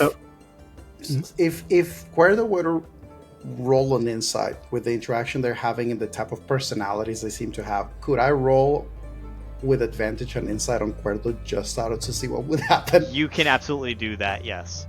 Good, because I already rolled and it was a 23. Does Kuerdo get anything different from having gotten higher than your 22? What was it that you rolled? Basically, they were both rolling. They both decided to roll against you.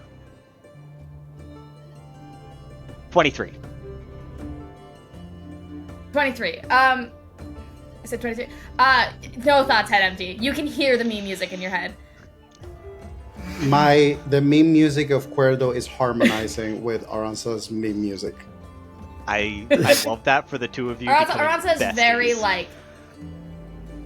Yeah, Aransa's like very big, like just trying to take everything in, and the energy that you get from Aransa is very like. Yeah, there is nary a thought. Yeah, this is found family for Kuerdo right here.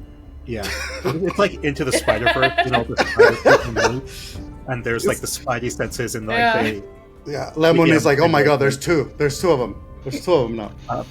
I feel like Lemon's noticing this to an extent, definitely. You're noticing that they're vibing. Yeah, that's easily noticeable. They're vibing so hard. Yeah, Lemon's very much like, all right, how about this? I will treat you to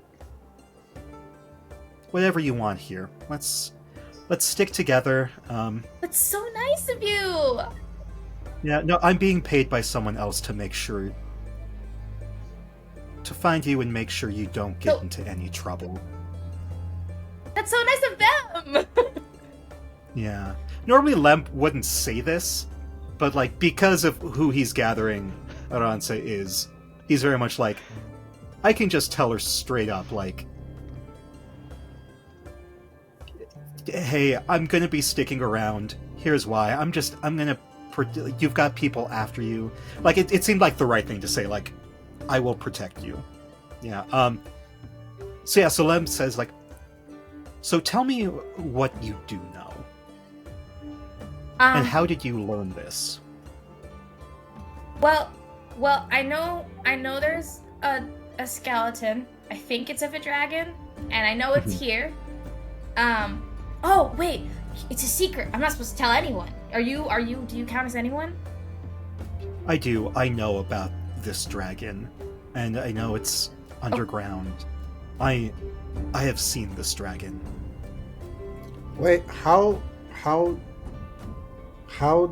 did you know about the dragon if it was a secret? He said, like, looking at Aransa. Do you not know who... No, you don't know who I am. I gather secrets. Whether I keep them or not's a different matter, depending on the price. Oh, and how do you know Biscuit? Well, I think... Correct me if I'm wrong. He met me when I got off the docks, and just wanted to show me around. And I thought that was really nice of him. And also, I don't know anything about this place, so I figured I would take the help. Don't trust Biscuit. Was that the wrong... Should I not have done that? Biscuit lowers the tray and says, I'm right here! No! Should I not have done that? Was that a bad idea? Yes, don't trust Biscuit. Lemon, you're getting the hit again from Kuerdo, another hollow. Yeah. Just another hollow. Just goes. There's a halfling. There's a halfling. I am absolutely trustworthy. There's a halfling. There's a dragonborn. Just might sound crazy, but maybe, just maybe, this is the dragonborn we've been looking for. I'm going to start ignoring Kuerdo and roll insight on Biscuit. Because, like, no, because I know not to trust. Because Biscuit is part of the skeleton dragon. You are correct. He is a part of the skeleton thing. So, like, no, I wouldn't. But I still want to roll insight. I don't think Aransa would have noticed shit. 24. 24.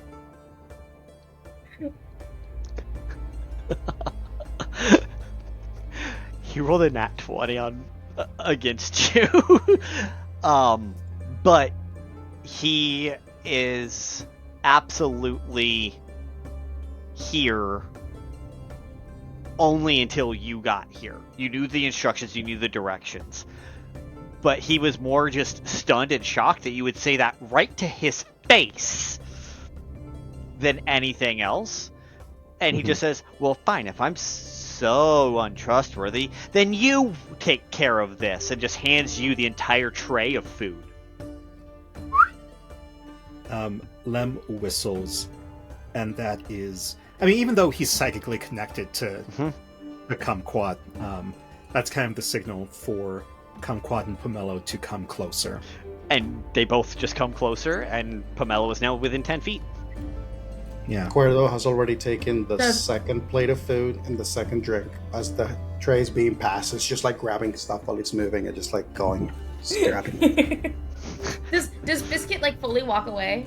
Biscuit is fully walking away at this point, saying, fine, fuck you, and just turns around and starts walking away. God damn. As he does, Aransa's just like, thanks for... You were very nice. Yeah, you were nice too.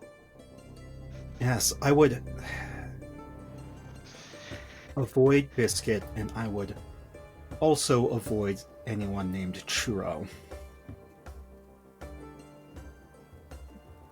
Okay. Noted. Why?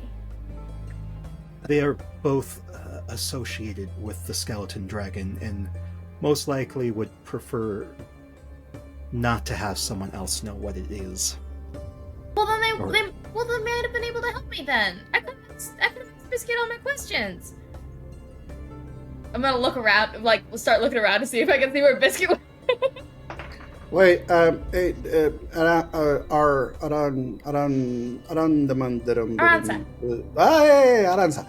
So, how did you come to the finding the dragon thing? Well, it's a long story, but basically, I got this like prophecy when I was a kid that I was gonna be like sought after, and then my parents were like, nah, and so I got stuck inside all the time, and then I was like, I want to leave, and they were like, no, and then I left, and then like as I found my way over here, I heard about the skeleton, and I was like, that seems like weird shenanigans and could potentially be helpful in my expedition to figure out what is happening. I think Kuerdo listens to all of that, and you just like slowly, as you're being talking, slowly into frame, you start to see like this parchment and the quill as it's just like writing down all this information, and it's just, could I ask for your permission to maybe write a story or a song about you, because that sounds like a wonderful story. That'd be so cool. I never thought that there'd be a song written about me. That'd be pretty cool. I can already see it. I can already hear it. That. Keep moving. No, that's not the name. No. Lem's just gonna herd them. Where are you herding? Okay. Where are you herding the cats? Cool. Just throughout the fair. Okay. You know, he's just going to do that. He's going to let's walk and talk. The good old Sorkin walk and talk. So as he has Pomelo. Pomelo's going to stay about 10 feet away, and then Kumquat's going to go up into high above to kind of survey the area, and so can every so often see through her eyes. When you were looking around for Biscuit, he disappeared remarkably quick into the crowd. His roll was a 19 on the die to hide. Okay. So he is somewhere in the crowd of people and you don't know where he is anymore. Can I roll something to see if I can find him then? If you want to roll a perception, you can. Okay. It is a very high roll, so. That's a 19 on the dice plus 8. Oof. Okay, meets it, beats it. I only gave him like a +8 or +9, so it wasn't going to be a super hard, but it was going to be like, you have to be... He's at least as high as you are. So You do occasionally spot him through the crowd, especially with Kumquat up in the air. You're able to occasionally see him. As you guys start walking towards parts of the fair, and absent-mindedly, you start heading towards what was your house back when you lived separate.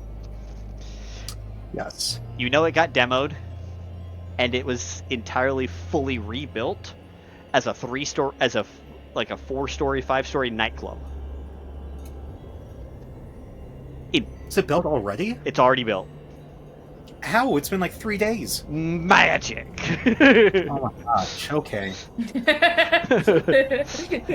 Magic and technology. This is how we know it's a fantasy world. Construction would never happen that fast in real life. Right? Permits and all. Well, that's part of what took so long for the demo. Is they didn't demo until they were ready to build. So they got all the permitting done beforehand, then they destroyed the building and rebuilt it. Plus, they thought it was vacant. No one was supposed to be living there. Fair. Garnlow, you've finally you've had a small, like, taco off of a taco truck type of meal, like a walking taco, which you could walk with a taco, so perfectly fine. Taco, burrito, take your pick on what you ate.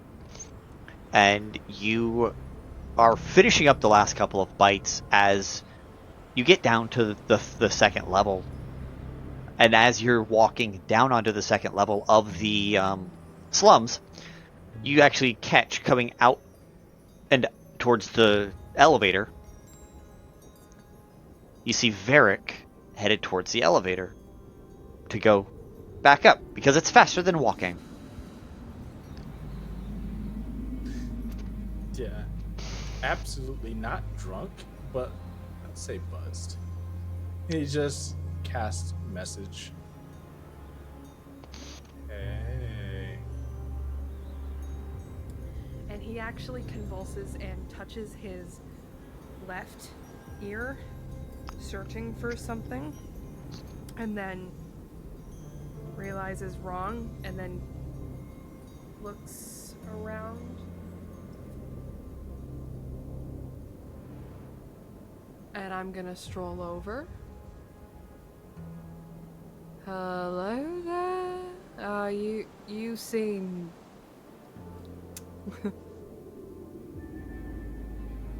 Alright. It's fine. Still using message. I Still see. using... Can you, can you stop that? Sorry. Oh. Yeah. Evasion. Mind? Sure. Okay. In voice, I guess you can hear me just fine. You have a good time? It was, enlightening. Yeah? Well, and just gonna down the rest of his drink and put it down, or find a trash can and try to shoot it in. Well, I like the city so far. Just wait a moment. It'll sour on you any moment now. You're from here. What? Well, I mean, you at least had to visit, or something. I mean, you just said that it would sour. It's, Also, neither earlier here you nor said there. you knew your way around. I know my way around many cities I get around. Do I No, need to roll not yet. anything, or no? I'm gonna make you roll a deception check Yeah, against for an sure. insight from Garnlow For with sure. disadvantage from Garnlow. The slight inebriation starting to hit you. That makes sense. I rolled a. Oh my God! Be happy with the disadvantage. I rolled a 10. Deception 24. Nice. It's a 15. It's a 15 plus 9. Nice. I love it. Love it. So, you guys, so what would, I fully believe that Garnlow would not even think twice about what Varrick is saying at this point. Like, not full belief, but like, it's their business. It's his business. Anyway, yes, just most cities tend to sour on you, you know? Everything's got sort of a gray hanging above that silver lining that they like to put on the pamphlets, and I don't like going anywhere for business these days. Are you here for business? I am. And you? Pleasure. I go everywhere for pleasure.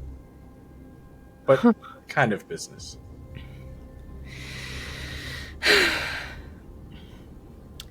You know, there's something... Rarely am I this direct, but I have a feeling you may not remember me saying this. Garnlow, you, unlike a lot of people I run across, intrigue me. I wonder if, your business is amenable to my business, or at least not, opposed.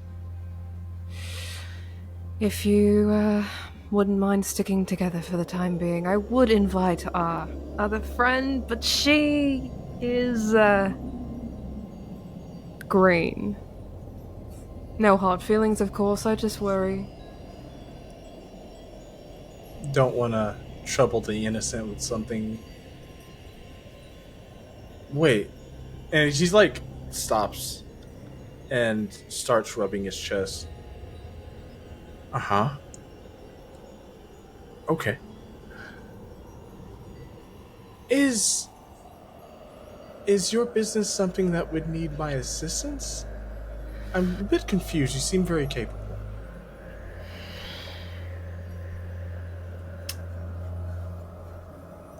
I'm very good at getting myself in and out of certain places because of who I am adept at speaking with. But it doesn't take a genius to tell that I'm not a nice man. And many are very quick to shut me off for that. I have a feeling you have access to nicer people than I do, by virtue of being an intriguing person with an intriguing instrument who plays beautifully and doesn't offend certain sensibilities. He's going to take a step back and kind of on his toes dance a bit and take a bow with the bow out. I've been treated poorly by so many, and he's saying this without looking up at you, that I can tell when someone's bullshitting. Intriguing. Kind. What do you need?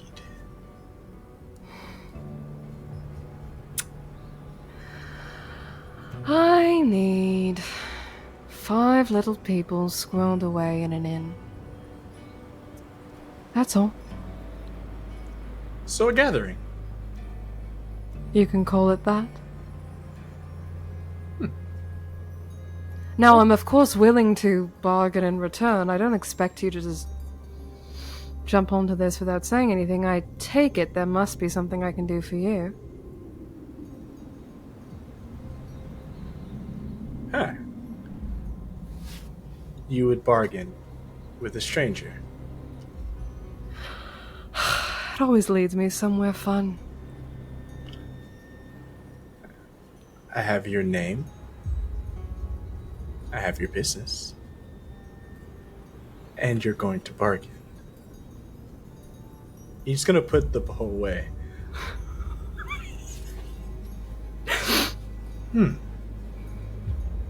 What are the names of these strangers? Let me see here. There's one always jumps out. Source. Interesting. Volcan, Talissa, Jaden, and he goes by Conrad. Did you look away when you were saying any of this, or were you looking at Garnlow the whole time? No, I looked away to look at my list because that's what I said, and I won't retcon it. Yeah. You're saying this, and I would say probably off of the first word, or the first name you said, you would probably have started to hear buzzing. Coming from the armor, coming from his hair, and he just looks at you. You said a name. I said several. I only care for one. What is your business with Sauce?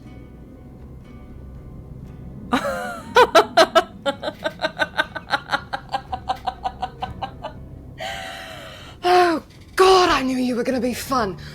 All right. Nothing personal. Whoever this is to you, they got themselves wrapped up in something unbelievable. Have you heard the news about Orcus? Yeah, I have. Well, I take it you can hear it from source directly, if you wanted.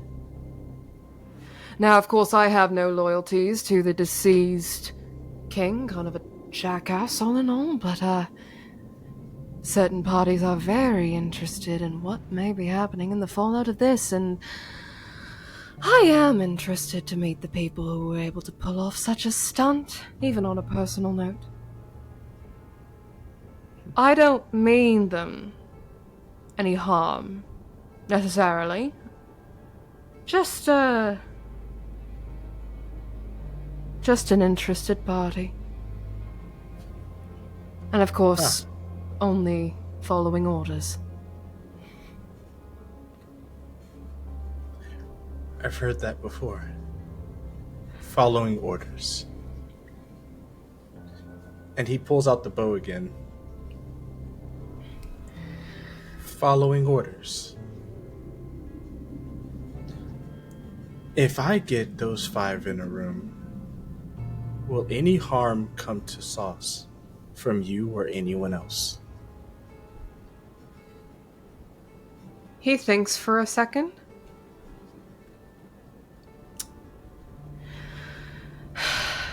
From me? No. From others, I can't speak to, but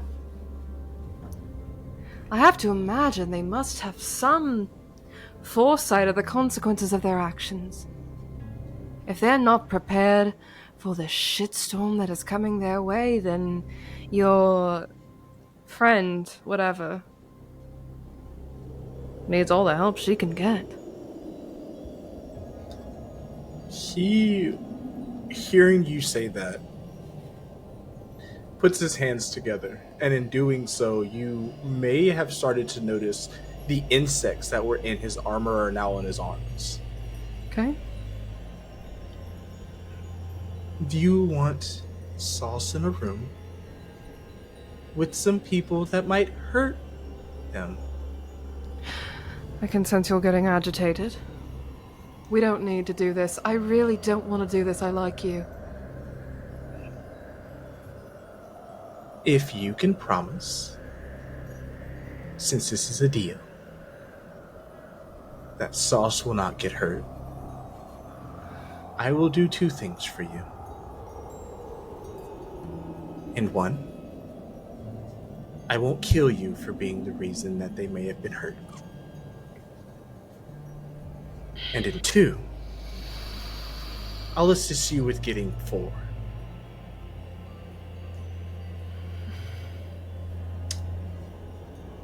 At that point, you would see him touch 2 fingers to his left ear and hold up one a gesture as if to say 1 moment. Kind of turn aside.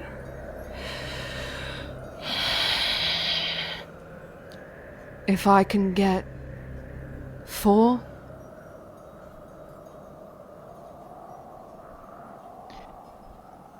Each one that is brought back has their own bounty on their head. You have 7. Percentages matter. You know this. Click.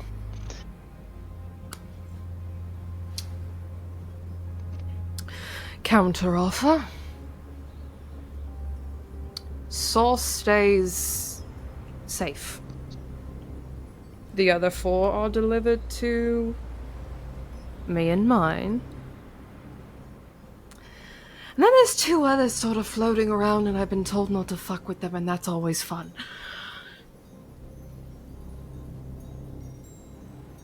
What sort of ability do you have? Do you think we could go after someone together that I have been explicitly told not to fuck with upon penalty of my life?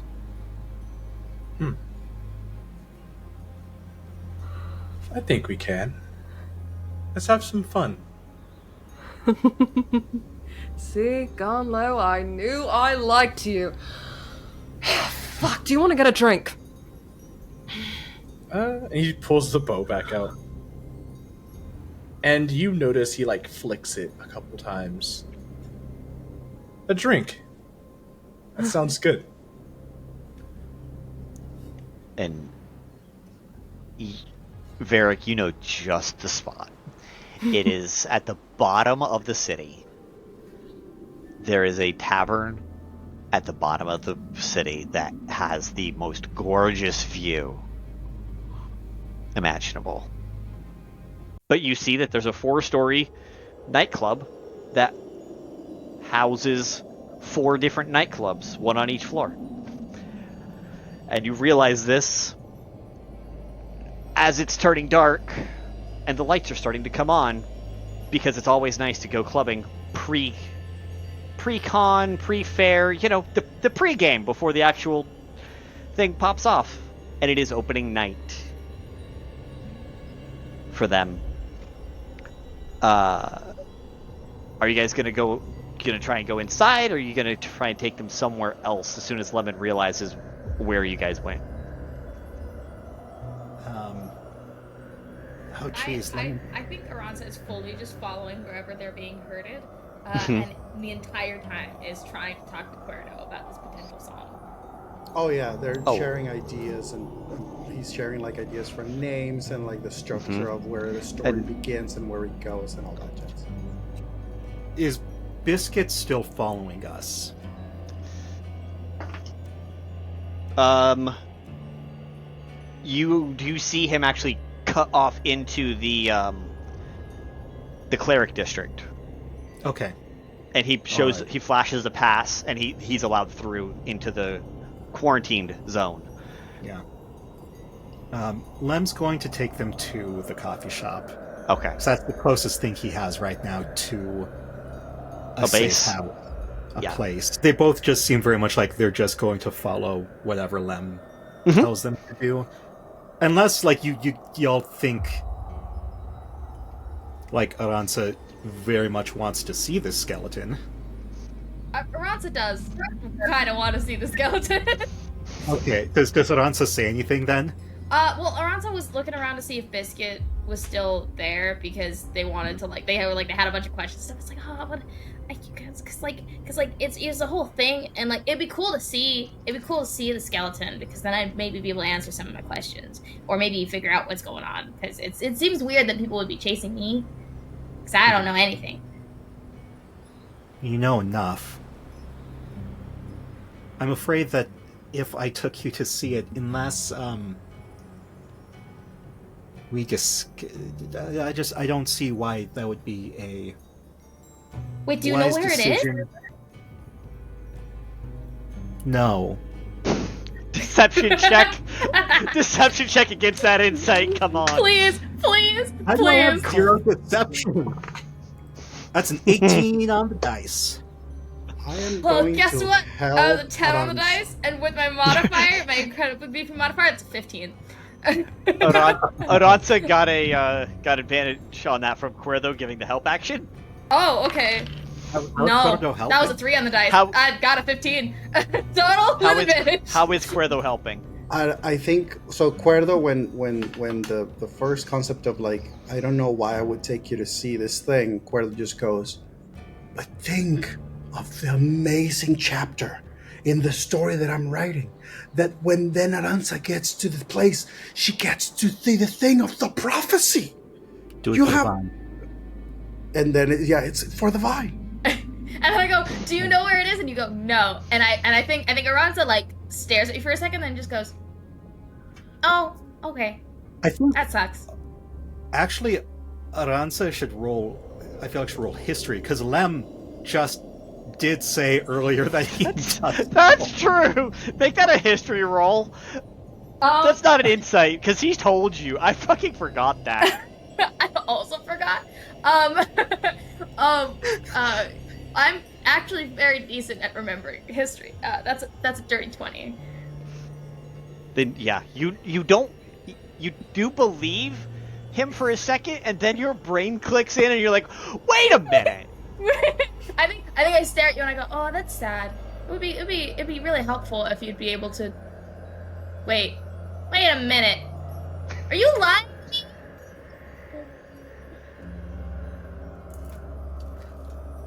I am going to. Oh, that's only for a minute.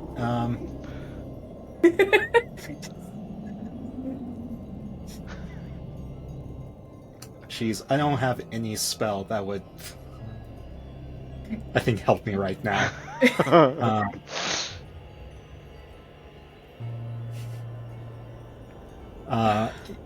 Yeah, just immediately, Lem's like, I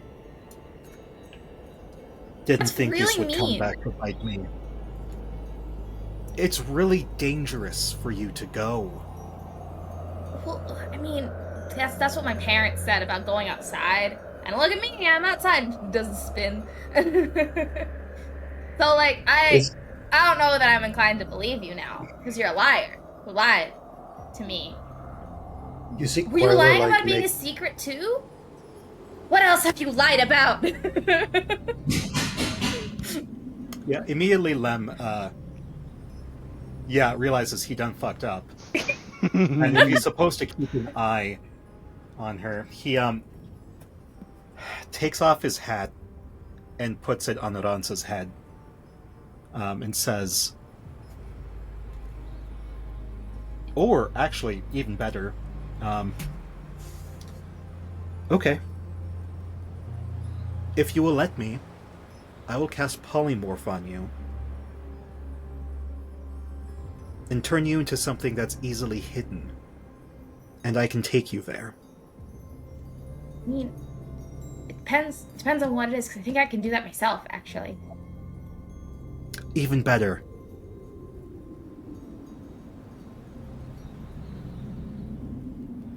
Something that can hide under my hat. Okay. Alright, let's see. The bank of animals that Aransa has seen is very limited to basically just like things you'd like pets and basic vermin. And so they're like, okay. Okay. Aransa has seen kumquat, so they could turn into a bee. Wait, sorry, what is kumquat? A bee. I think it's funnier if Aransa thinks really, really hard. And then you watch as like the gaps between their scales around their eyes starts glowing this sort of red orange, and it seems to spread through between all their scales, and then they look like they've turned into kind of a molten ball of person that then just goes into this little bright red mouse. like tiny little dormouse sized, but like bright ass orange and red kind of vibe. Yeah. Kuerdo, I don't trust you. I will cast polymorph on you. But what if I wait? What if I what if I wait? And then you just see him takes his coat, puts it in his back, takes his hat, makes Lemon hold it, and then just looks around, tries to make sure that nobody's watching. And then he's like, but what if I do this? And he's going to shapeshift to look like Biscuit. Oh. Excellent.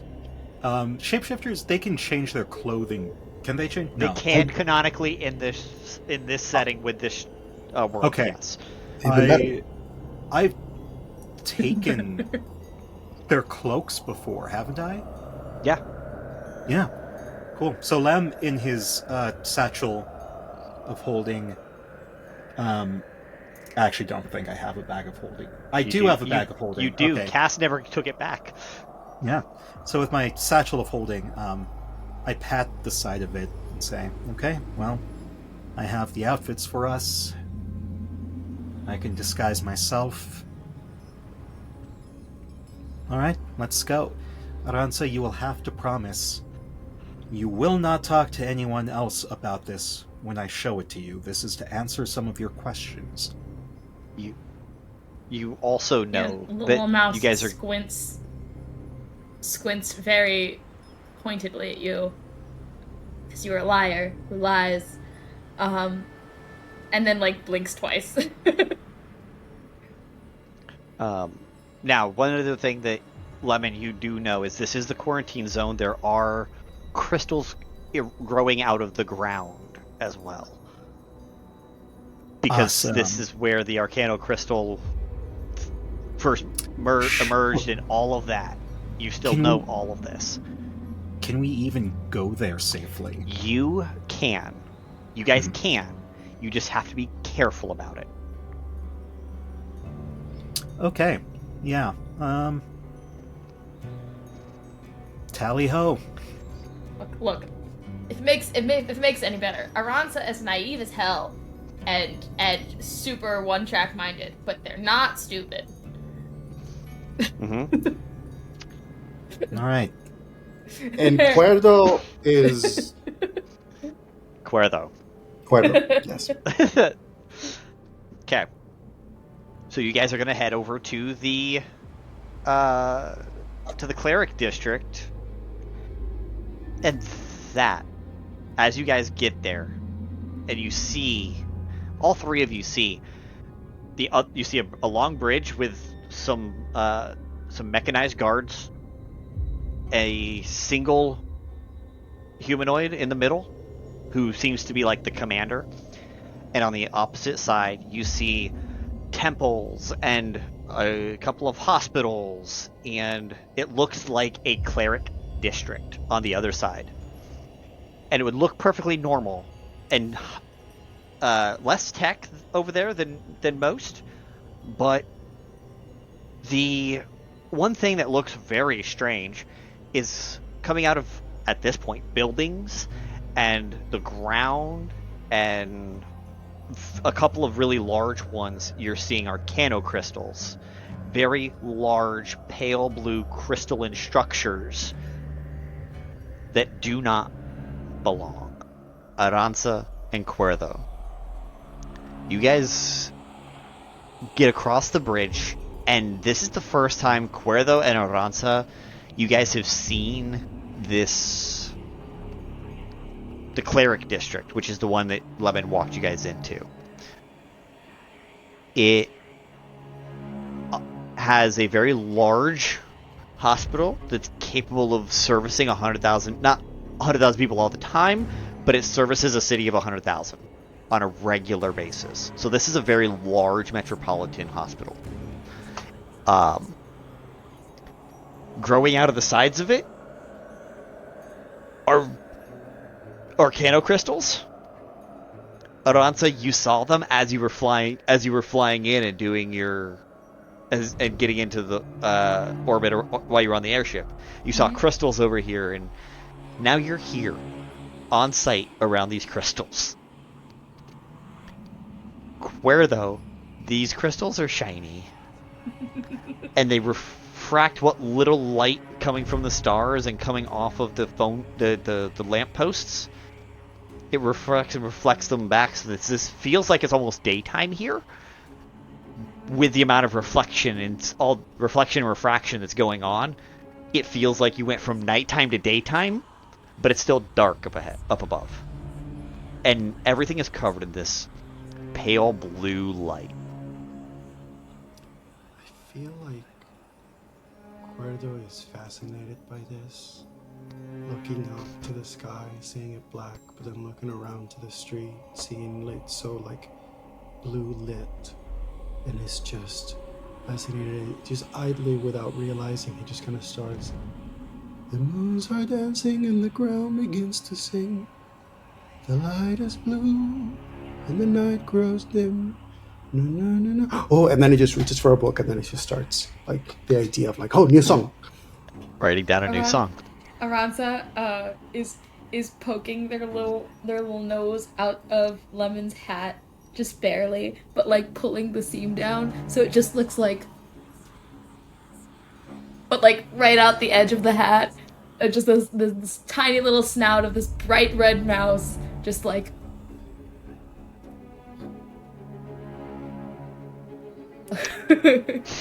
And Lem seems... The only reason Lem is a little reluctant right now is because he did want to return here. He just wasn't expecting to have 2 additional passengers. Now, does Lemon we're very helpful passengers. We are the most helpful. We will assist 100%. Well, potentially, hopefully.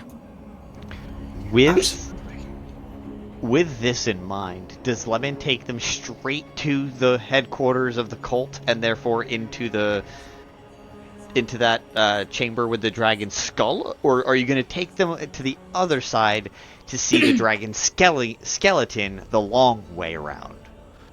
Because there's 2 parts you can see the skeleton. One is the actual body of the skeleton, where you guys accidentally teleported with the Aerolin and all that jazz. The other one is where you know the skull is, and the choice is yours. Which part does Aransa know? Aransa doesn't know. Aransa doesn't know anything. I heard there was a dragon skeleton. I want to talk to a cult. That's what Aransa knows. Probably to be safe, Lem would go straight to the head. Okay. I think regardless of where you walk, if you're like listening to see if like Aransa has any keys of recognition, Aransa's just like squeaking gleefully. It's just mouse joy. Hashtag mouse joy. And all 3 of you, go ahead and roll a perception check for me. Okay. Right. Lemon, you have advantage. Oh shoot, hold on. Does this perception check happen to rely on smell? I will let you roll with advantage because it will give you different information if your advantage roll is higher. Yeah, I think Aransa's like eyes are kind of just darting about, Yeah, but their let's see. nose is keyed in because they're mouse form. It's 19 for Kuerdo. Yes, natty 20 for 28. Love it. 22. 22. And that was that your advantaged roll or your normal or your first That was roll? the advantage roll. Okay, cool. So one thing that I'm going to start with Aransa's sense of smell. You smell You haven't smelled this smell before, I don't think.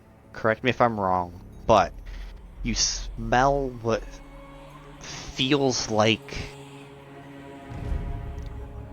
the worst thing you can... The only thing you can really think of right offhand is that it smells like death. It's not rot. It's not decay.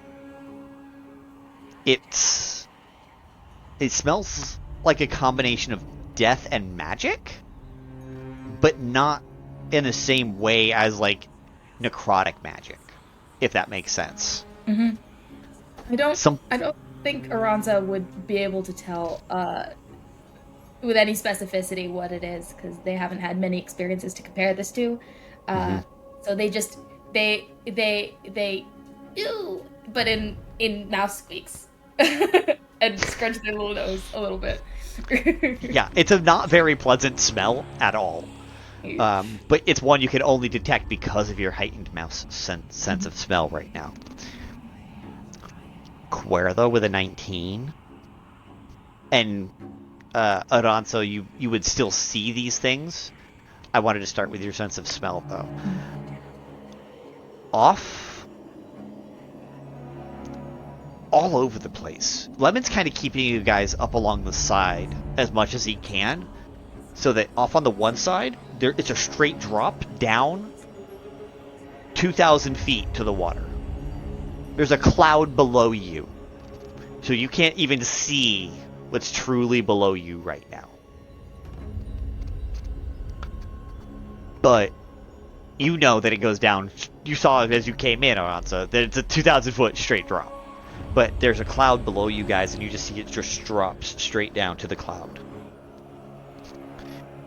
Off on the left-hand side. On the right, you see doctors in masks. You can only tell they're doctors because of their white coats that they're wearing. You could also assume they're scientists. But they look like medical professionals, and they're running around watching these... I'm gonna call them people, because that's what they were.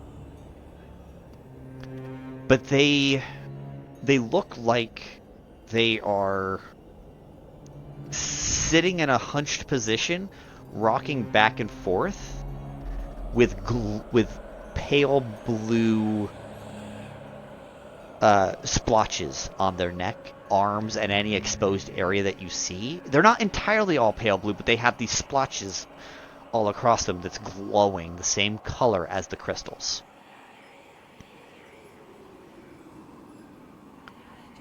And these doctors are maintaining a 6-foot distance, a good 5-6 feet distance, and they're just taking notes, observing these various individuals.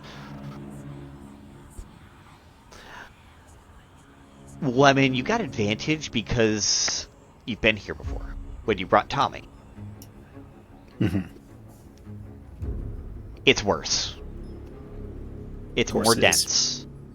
Everyone's infections are worse. There are some people that are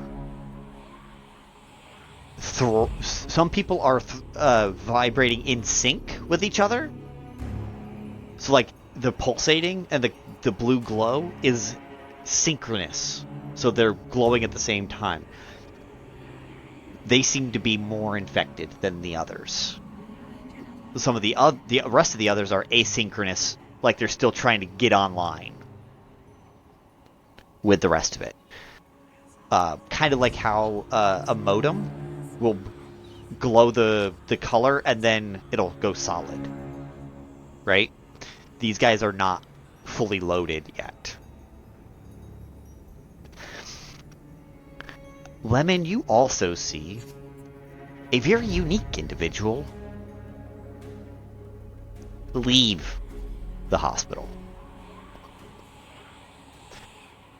Miasyn, you were paying a visit to the hospital. And within your proximity range, you detected a blank. You've only detected a blank one other time that I'm aware of. Miasyn may have seen it before, but the only other time you've ever seen a blank was around the Founder. And when you leave the hospital and you look immediately towards it and your gaze meets Lemon, and that's the blank. What does Lemon see as Miasyn's eyes meet him? So, Lemon sees this winter Eladrin with white braided hair and blue skin in all blue skin, not the splotchy blue that matches the people with the sickness. It's a bit of a different shade of blue there, with these icicle frost designs on her face and around her eyes, and this blue coat, very well kept, very proper blue coat, and pointed fey ears.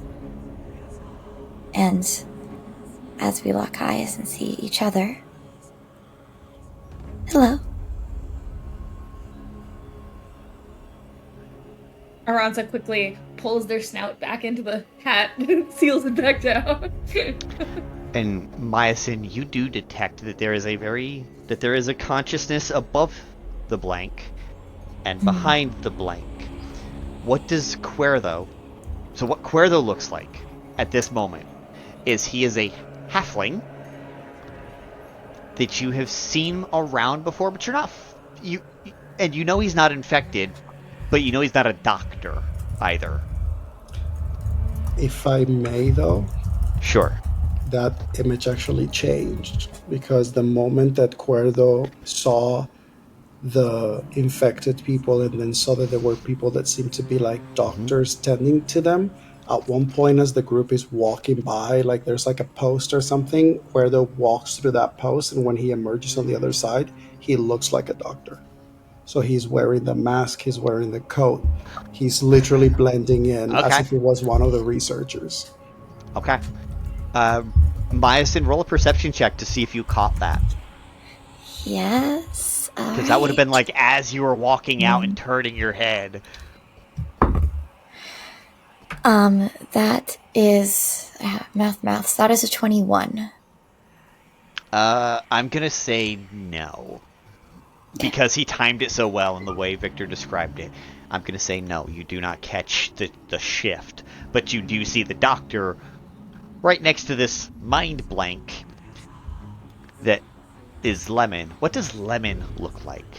And what would Miasyn see as far as what Lemon looks like right now? So Lemon is a fairy, roughly 3 feet tall. Currently he is flying. He wears a hat sort of like this. Not quite Newsies. I'm actually not sure of the name, but there's a bee pendant on it. And he's wearing clothes that are a little too big for him, like a pilot's jacket, to make him look bigger, a little more intimidating. But it's also kind of average looking, so it also helps him blend in. You know, it doesn't stand out, it just makes him look a little bigger. And the direction that they're all headed is towards the actual temples and churches that you are aware of that are in this district. It is the cleric district. So, but they do not look infected. One of them is obviously a doctor, so it looks like they have permission to be here. So they might be early stages of infection. Definitely worth checking out. As Lemon, you continue walking them straight towards the cult HQ, yeah? Yeah. Okay. Go ahead and carry the scene away as you guys walk towards the cult HQ. It's going to take just a second before we get there. Does Lem just assume that this doctor is Kuerdo? He's right where Kuerdo was. Cool. I would naturally assume. Oh shoot. I'm gonna be so real. I don't think Aransa noticed. that Kuerdo changed, and I don't think Aransa knows Kuerdo enough to know that Kuerdo can do that. Nice. And so they're very distracted currently. They've fully receded under hat and are just kind of like holding Lemon's head underneath the hat. Can I... Very Ratatouille style. Okay, so the perception check was to notice Miasyn, right? It was to notice Miasyn, but also see the rest of those surroundings of the fact that things are getting worse, not better, even though it's been almost a week since you've been here. With the natty 20 for a 28, do I get a general vibe of Miasyn? You would get a general vibe of Miasyn, and what vibe would he get from Miasyn? So you rolled an insight here? Mm-mm. This is just off of perception. What does it look like she's doing here? What does, like, that kind of thing? Yeah, she's stepping away from this hospital site, and she is looking at you all curiously. Definitely looking more than just trying to see someone visually. And she does seem to fixate a bit more on you, Lem, as she looks at the group and says, "May I ask what you're all doing here tonight? This is a quarantined area. It's not quite safe." Lem leans over to Kuerdo. Can you fly? Metaphorically or physically? Physically. Then no. No, of course not. I don't want to deal with this. Kuerdo, I'm going to turn you into something. Do you consent? I'd prefer if you didn't, if we could talk to each other. If you don't mind. Can you hear us, though? Like, how far away are you? I can... Oh, actually, I might not be able to hear you. Game Master, can I hear? Roll a perception I could check. just hear... Let's I see. could just... Oh, yeah. Okay. Uh-huh. Rolling perception. No, probably not. That's low. That's just, 17. No, you can't quite. No. You can see that they're talking to each other, but you can't. And you can actually more specifically, because Kuerdo's technically wearing a mask of some kind, you can see Lemon is talking to the doctor behind him. Got it. Probably Kuerdo sort of whispers back to Lemon, Do you need that person to not follow us? Or at least we need to trick her. I can try. Okay, try away. You see Kuerdo turns his back to the group, to like where Miasyn and everything, like turns face to like the edge as he just has a moment of character.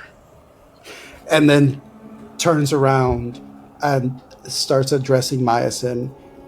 His voice still remains the voice of Biscuit. While he has the doctor attire, as he says, "Oh, we're going to be researching a little further. I believe there may be some other people over there that may need some further observation."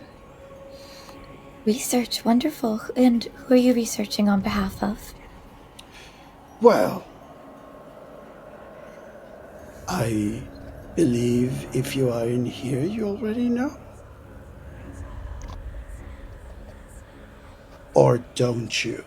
And now Kuerdo just has a moment of like making it look like he's suspicious of her. Yeah. Ooh. If you don't know, then you don't need to know. I apologize, but that is not quite the truth. That's your prerogative. I can accept that. But I would like to talk to you while you are here and find out why. Like I said, this is a dangerous area, and it's quite curious for people to be here. Absolutely. Can I roll stealth for You sure can. how What quiet is he- Aransa's being under your hat right now? Go for it. Oh, okay. Hold on. Oh no, that might have. I may have just. Hold on. Oh, okay. Who? That was an 18. Okay. Not You're- great, not terrible. Her perception check was a 17. You're still fine right this second. Oh my god. Passive perception, if we're using that, is an 18, so probably meets it beats it as well. Yeah, meets it beats it still flies. So we're either way, you barely squeak under the radar. See what you did there. I mean, you know what it was. You know that there's like a consciousness there. Yeah, that was the whole thing. Yeah. So like you know that the's a consciousness there. I'm trying. Aransa's trying. Aransa's like I would be so quiet. I'm the most quiet. I can just underneath the hat. I do wonder if you were here on valid terms. Certainly, you would be more willing to share than you seem to be. Well, you see, this is, if I'm being honest, and don't tell anyone, all right? I'm a little nervous, but this is my first day as an investigator of this sort, and there was this short fellow. This short fellow was the one who led me here, telling me that they may need some more support. So I am accompanying these people to make sure that we do our job. So if you do not mind, we will continue on our way, and we can meet you on the way out, yes? Perhaps I escort you the way you're going. Why? Who are you? My name is Miasyn, guardian of the Frozen North. I am here to investigate these crystals and learn more about them and ensure that no further danger comes than has already been caused. Same. Mm-hmm. You're also Guardian Miasyn of the Frozen North, here to investigate the crystals and ensure that no further harm comes, are you? It's a beautiful name, really. For all you know, for all it matters, yes. A different north, though.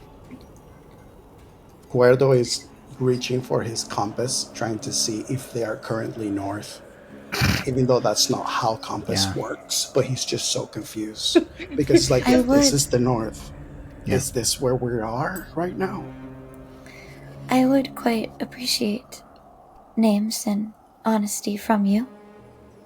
I don't mind walking this path together if it's one that we share a purpose on, but I cannot know that unless there is honesty.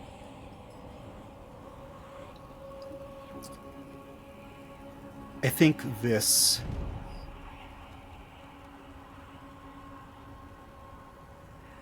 I want to roll, like... insight, maybe? Go for it. Because, like, Mika, the player... Well...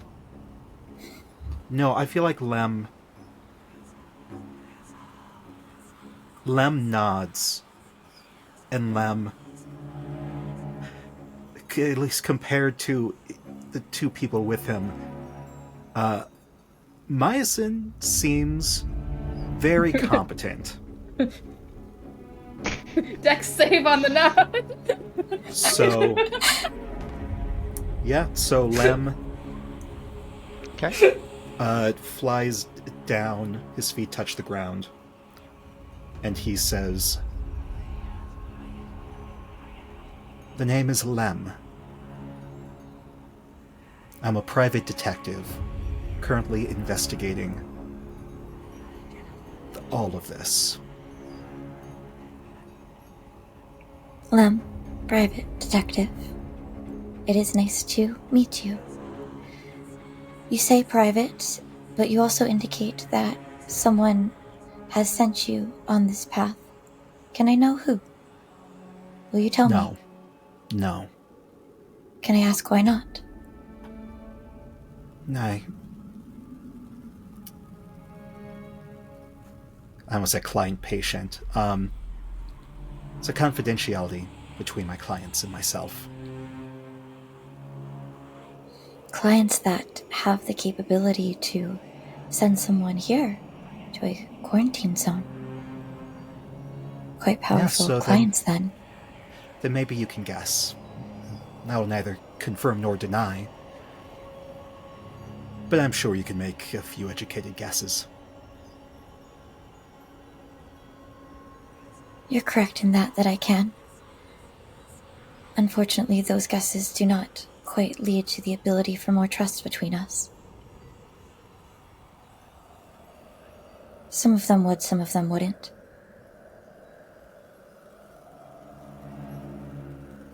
That is unfortunate. It is.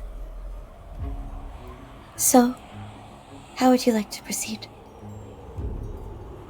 As we find ourselves under unfortunate circumstances.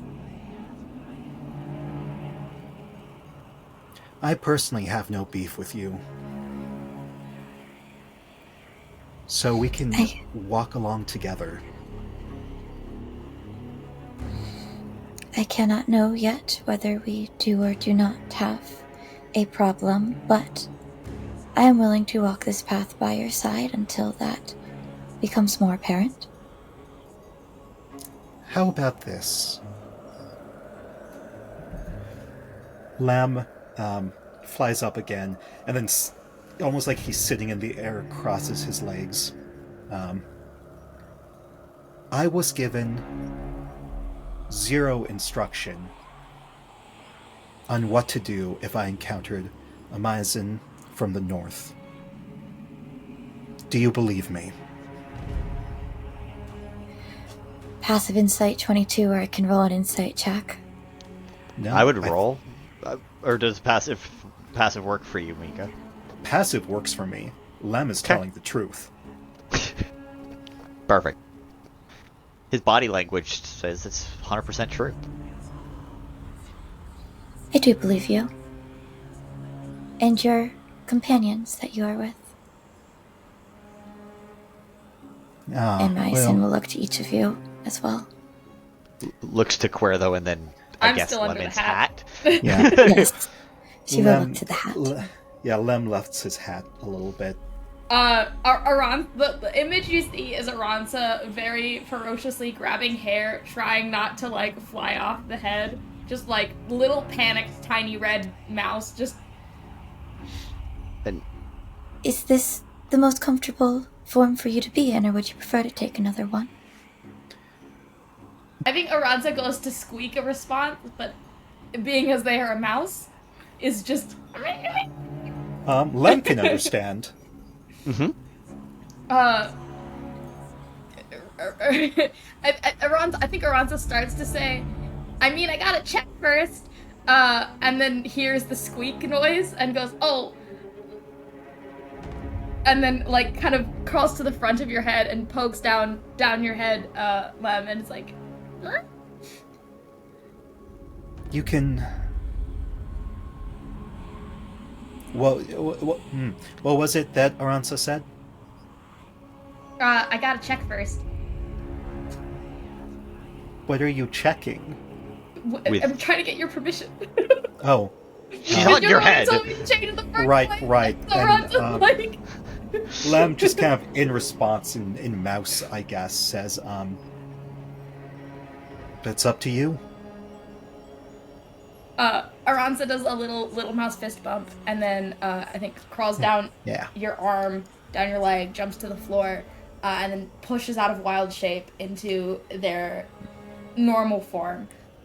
They look like they're a dragonborn. They look like their scales are made of stone, kind of this slate gray. Each scale kind of gradates to this reddish color at the ends, and kind of in between the scales there's this almost glowing sort of fiery red. Their eyes, bright orange, and they've got this absolutely massive smile on their face. They're so excited. They have so much joy that they're here.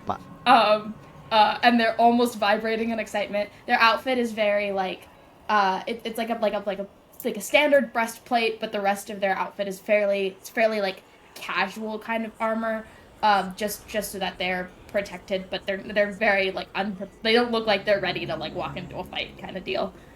Is this your Miasyn. most natural form? Yeah. Hi. Hi. Hello. It is nice to meet you Miasyn. this way.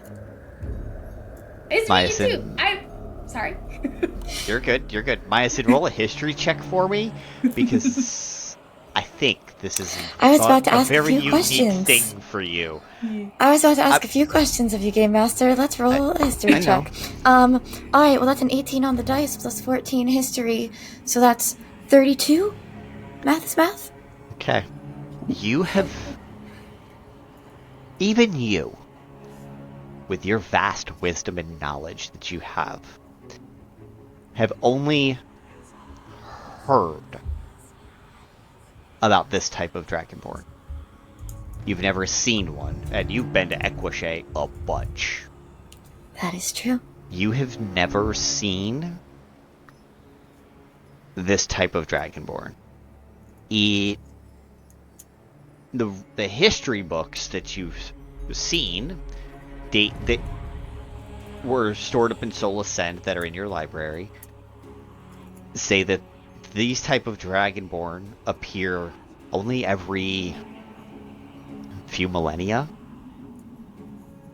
and they are known to become immensely powerful and have always been a bringer of good news in the midst of chaos. The last one on record became a full-on dragon and helped slow down a meteor. Supposedly. History's only written by the survivors, and someone had to maybe see something, maybe. Understood. Aransa's nice.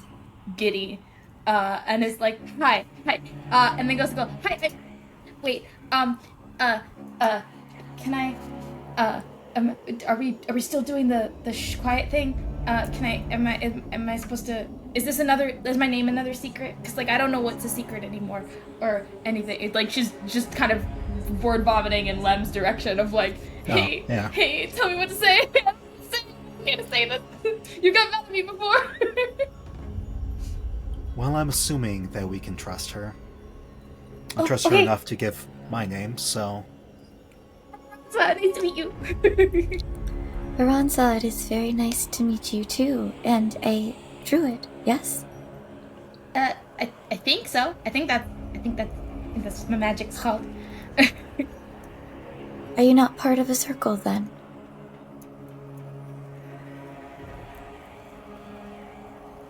It's alright. Can I ask where you hail Aransa from? makes that sequence of expressions and then goes, no. It's fine. Not all are. Can I ask where you hail from, Aransa? Equishay. Are you quite I left familiar? my parents and I came over here. I've been there like my whole life, and then I wanted to see the world and also figure out what's up with. Oh wait, no, that's a secret. I can't say more. Sorry. Oh, shh. It's alright. Like they literally just hands to their mouth, like oh, I'm a kid and I said too much. You are quite a curious crew. Thank you for introducing yourself to me, Aransa and Lem. And then Miasyn will look towards the doctor. Where'd Kuerdo go? Can I roll a stealth check to see if while all of this is happening and like Aransa is doing the transformation and all of that, Kuerdo basically started Transform himself. Yeah, but Okay. he's like, he basically would have been like pretending to be like, oh, let me join the other doctors over here. Research. Oh, yeah, very important notes. Yeah, let's keep an eye on the, and then kind of like go behind Sneak a little back. like area, like where he basically would go into an alley and then come back out. But like one doctor comes out, like goes in, You one can Kuerdo certainly comes out. try, yes. You can certainly try. We'll go against Miasyn's passive on this one because she is paying attention, very actively engaged with Aransa. So I would say that you probably, while watching all of this, you caught in the corner of your eye that the doctor figure sort of like went into like a small alley, and then he didn't come back out. What came back out was this olive skinned individual with a big hat. What was the stealth check? 17. That doesn't It was beat not it. it was not a good one. And so it's that thing of, you just see Kuerdo sort of appear. He's got this like burgundy long pirate coat, green shirt with laces, and satchels, and a flintlock and a rapier and a dagger, and like long leather boots, and he has a lute on his back, and his journey bag. And as he just moved away from behind Lem, now he's just right behind Lem again, just pretending that he's always been there. So he's just like, oh, me, yes, of course, yeah. It's I am Kuerdo, the bar pirate. I don't know if you've heard of me on the north. It's possible that you've heard. Have you heard of me at the north? Have you? I'm afraid not. No. Oh, that's fine. That's okay. Had you visited yourself, I'm sure that I would have. I don't know.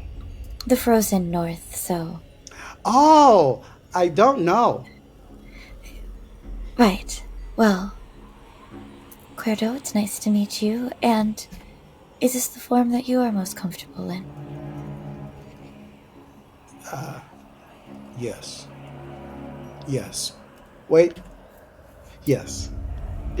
Now, I'm going to ask Kuerdo. Kuerdo, is that a deception check that you're doing? Or is that truth? No, it's truth. Okay. I believe in the moment, I know. This is the form that Kuerdo is most comfortable in. Mm-hmm. But the answer was to this moment right now. Is the way that Miasyn is interpreting this. Yeah. Understood. Well, you have a professional stake in learning about these crystals? Me? All of you. You travel together, do you not? Aransa immediately looks at Lem, like pushes Lem forward. like fully is like in the way that, like, when you ask a kid for information they don't have, they immediately go, like, nearest adult, do you have the answer? Like, that's the way Aransa reacts, by immediately going, Lem.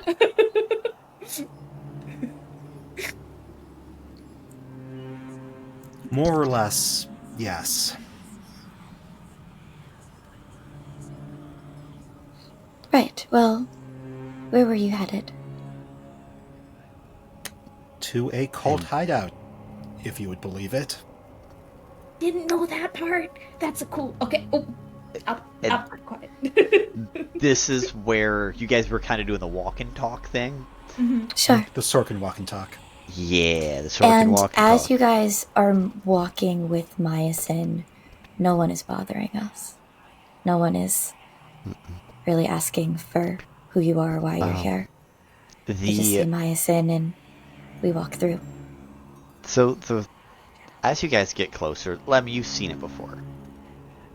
You know where you're going. So I'm not going to describe it for your sake, but I will for the others. Don't need a roll. You don't need any of that, because this is obvious as hell.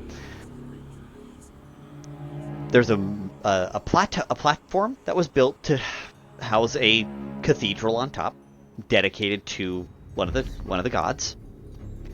But around the side, which is where Lem takes you, there is a crypt with two statues flanking the front doors. The statues are not people.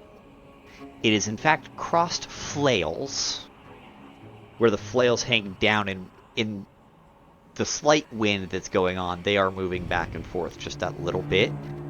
And again, remember, all of this is under that pale blue glow. And the door is slightly ajar to the crypt.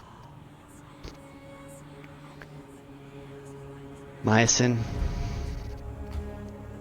this is not the first time you've seen these crossed flails. No, it is not. What is going through Miasyn's mind as you see these flails for the first time in 1800 years?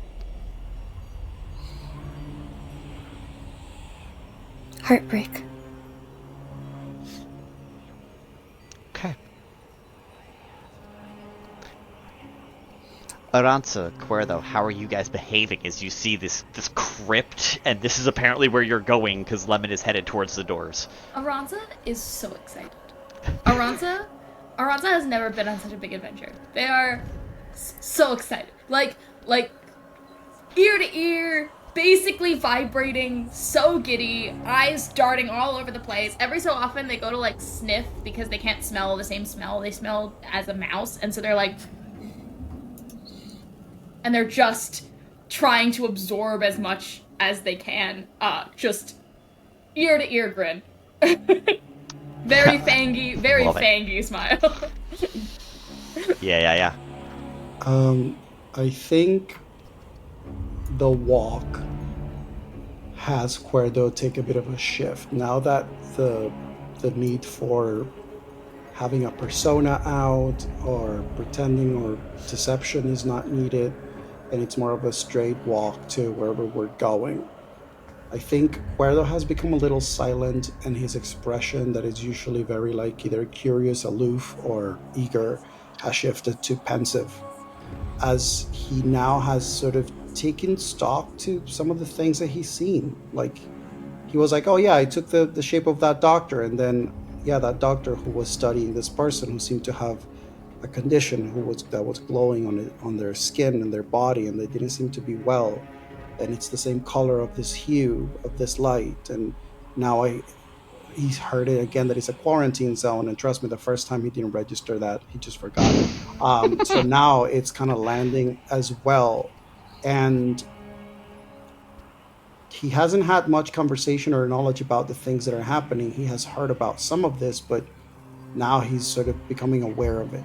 And there's, if at this point, after all this time spent here, the scent of death and that foreboding and somberness of the space, I think it sort of tickles at the back of his mind, the part that he doesn't remember, because there is definitely history of him that his body knows, even if his mind doesn't, where the scent of death has been very present. Absolutely.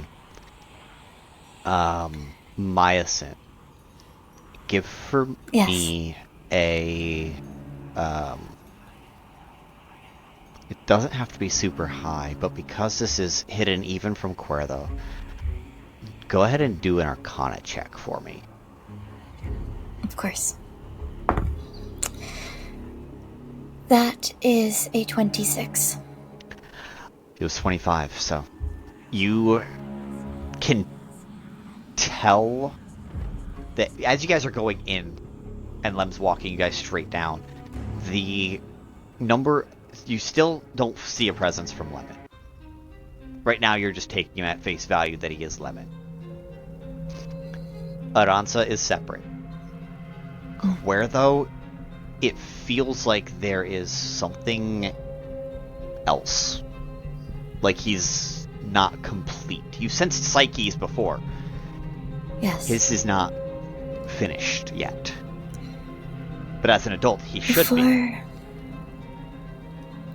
Before we go further, I can tell that none of you have been infected by these crystals, so perhaps this is information you already know, or perhaps it is just something you have been lucky enough to avoid while being in this area.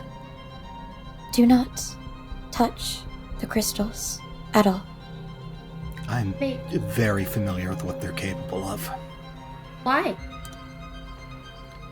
A friend of mine was infected. It was not pretty. You I'm guys sorry. keep saying infected. Is it like a Like a cold? Or is it more like a rash? More like a bodily infestation. Not That seems just inconvenient. bodily, also mind. Which brings me to my second point. If any of you do have mind abilities, do not interact with the crystal with them. And Miasyn will look to Lem. I can tell your mind is shielded, which is partially why I struggle to trust you, but will help you against these crystals. And then she looks to Kuerdo. And I can tell your mind is incomplete. And that is a dangerous thing to go encounter these crystals with. I have been called many things in my life. Dangerous, I don't think is one of them. It might be dangerous for you. Oh, then definitely been there. Have you ever heard of weaponized incompetence? No. Is that a bar? Yes, I'll take you there later. Love it. It sounds like fun. I've never heard of a bar that, like, allows weapons, so that seems like it'd be a fun time. Well, weaponized. It's neither here nor there. Let us If you do continue. ever find yourself in the frozen north, though, I do recommend you go to the Olive Grove. They would be quite welcoming of you and your weapons. Is competence in the north? We are moving on. We are changing the subject. As you guys get down and in, Lemon, you know it was a long staircase to get Jesus. down. I don't remember where Kumquat and Pomelo. Did I leave They're on them the other side. behind at They're on the fair? other side of the bridge. You can bring Okay, Kumquat okay. to you anytime. Is competence in the north? Yeah, I've never heard of competence before. Oh. More of a concept, than anything else. But if you do ever find yourself in the frozen north, check out the olive groves. They'd be quite welcoming of you and your spirit, and of bar you can enter with weapons as well. But another moment, and she looks back to Kuerdo. Like I said, we're going into a potentially dangerous situation where this crystal, it infects bodies, as Lem said, but also minds, and I fear that yours is vulnerable. It is something that I can help with, look into, but I wouldn't want to do it without your permission.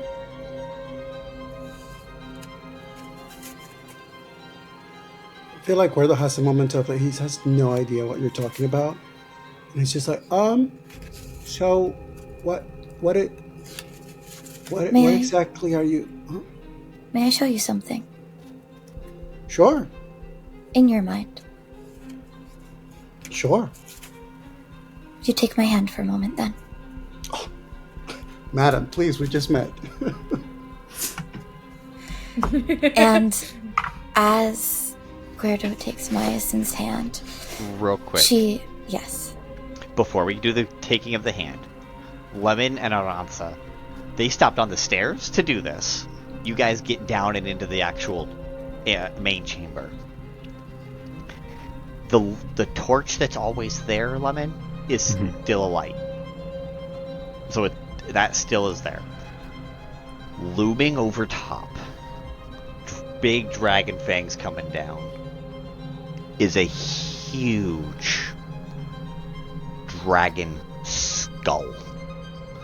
Bottom jaw looks like it's going straight into the ground, and it looks like there's a cavity that goes backwards as if you were to walk into its mouth as a secondary room. Aransa like bares their fangs, like a, hey look, me too.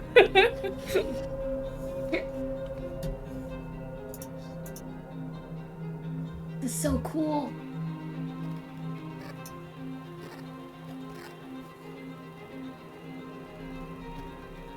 Oh, do you need some kind of reaction?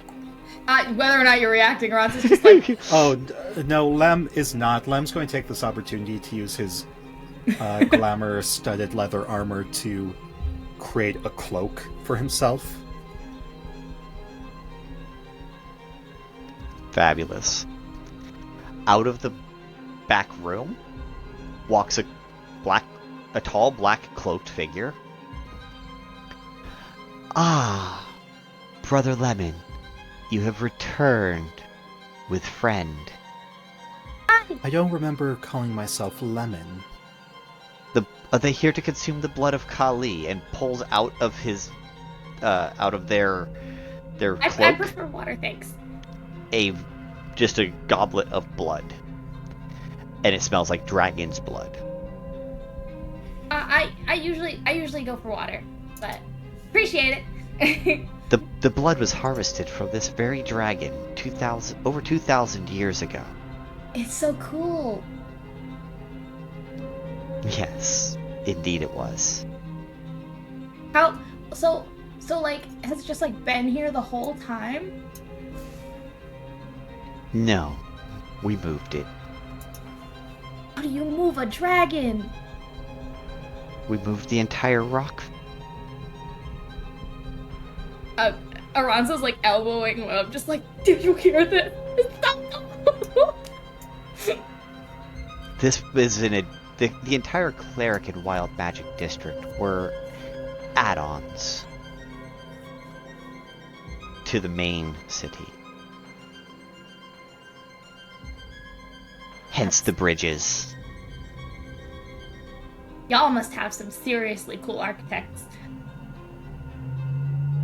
There have been many over the years that have graced this fair city.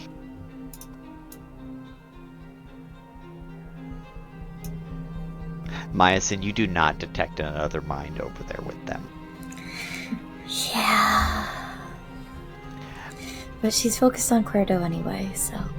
The one thing that Lemon is seeing, though, you are seeing hands, and you are seeing like the bottom of his face, and it looks like Father Valen, the priest of Torm that was leading the ritual the last time you were here. But you are confused as to how he knows your name. Meanwhile, no, we'll keep on this for the moment. We moved the city here, and, well, this part of the city, and it's been interesting. Our forefathers did a lot of work to ensure that this city was appropriately cared for. That's pretty cool. It's nice that you've found a job that you find fulfilling. That's always fun. I don't know what I want to do yet. I only just got here. I'm really excited to see the bands play. I think it's tomorrow. It might be today. I don't know. I only just got here, so. Checks his watch. Well, it is after midnight, so it would technically be tomorrow night. Thanks. I couldn't find a schedule, so I've just kind of been going off what people are telling me. That is understandable, as you are a new arrival, are you not? You seem new. Yeah. I got here today. Good, Y'all have good. great food here. There was a lot of food. Oh, the food is exquisite. Did Lemon share with you that he has imbibed of the blood? It is perfectly safe. Don't. I think Aransa looks at you and just goes, "You drank blood?" Don't.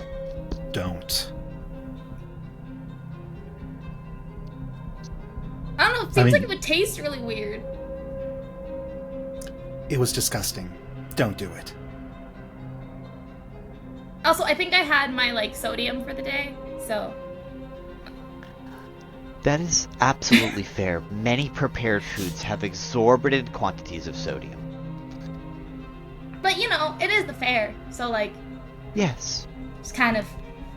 What brings you to the quarantine zone, though? No one is supposed. happens to be visiting?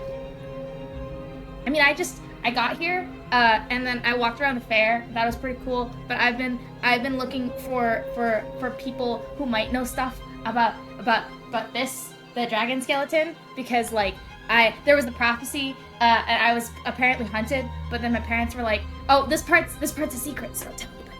But I was apparently hunted. I promise. Okay, I was apparently hunted for a while, but my parents were like, "Oh, that's scary prophecy, so we're gonna keep you home." And I was like, "But I want to see the world," and so now I'm here. Of course. So you disobeyed your parents' wishes. Like, dragon stuff, people might know. I don't know. So you disobeyed your parents' wishes to come seek fun, did you not? Yes. Does that sound right? That's yeah. See, he gets it. I'm gonna elbow Lem again, just like, see, he gets it. I think it's time we leave. Oh, but we just got here. You saw the skull? Our mission is accomplished. Let's leave. Aww. And as you say that, we're going to cut back over to Miasyn and Kuerdo. So, as Kuerdo takes Miasyn's hand, you can still see our physical bodies and are still aware of that presence. But the stronger visual for you is going to be inside of your own mind. And you know that Miasyn is there with you. And the intention, I'm about to pass it over to Eric, is that she's showing you what's there right now and the potential for what is missing and what could be. And she's going to say, "It's fragmented, but it's powerful in here. We can put the pieces together if you'd like." And I'll let Eric say what some of those pieces are. How's Kuerdo going to respond? Because she asked you a direct question.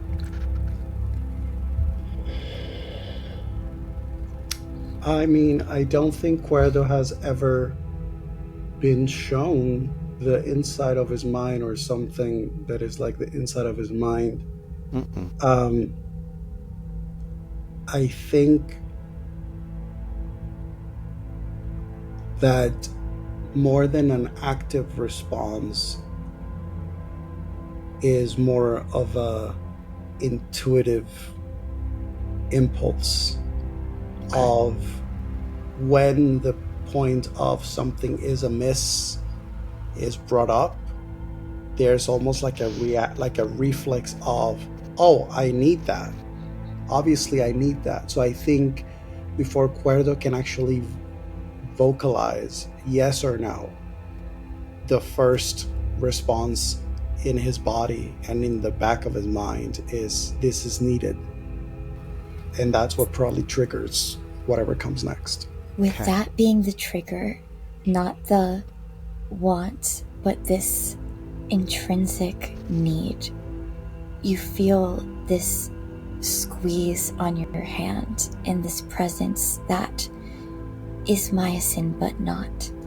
It's not quite the soft gentle that's been speaking to you. It's something that connects more to that feeling of need.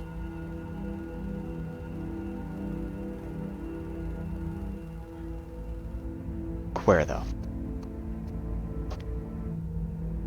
Previously, you were in this almost astral sea of sorts. You could hear the lapping of the ocean waves as if they were hitting against the shore. But you were also in stars and surrounded by space at the same time. But you could hear the ocean. Super strange. And the sound of the ocean seems to be coming from your left. You can either head back towards Miasyn, who is on the right, or go towards the ocean on the left. Because Miasyn is in the mind space with you. I think that in this space,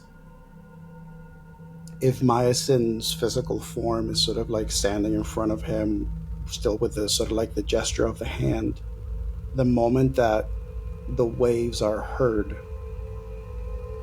Kuerdo's instinct makes him turn, and the moment that he turns, the space changes, and it becomes a shore it just becomes a seashore, but the sand, it's only where the waves reach at the shore, and then there's a little bit of sand, and right after the sand is just a obsidian black void space, and there's something in the distance that looks like a chess that seems to be having a little bit of banging that seems to be very distant for now. Good. Change the space. Make it yours. Make it what it needs to be. Let it show you what you need to see. Keep going. I don't know what... Part of you does. Part of you knows. Kuerdo looks back toward the shore, and he sees a ship. And you know, Miasyn, in connection to his mind, that this is, in a sense, the beginning of the memory of Kuerdo that you currently are speaking to. This ship is almost like the starting point, which is why the shore seems to literally abruptly end. And Kuerdo hesitates for a moment, but then takes a step and another step until his feet don't feel like they're walking on sand, but now they're just walking in this solid surface that is completely polished and smooth and almost deprived of texture and color and light, even though he can see. And the sound of that banging of that chest seems to become a little louder the more he walks in that direction. Keep going forward.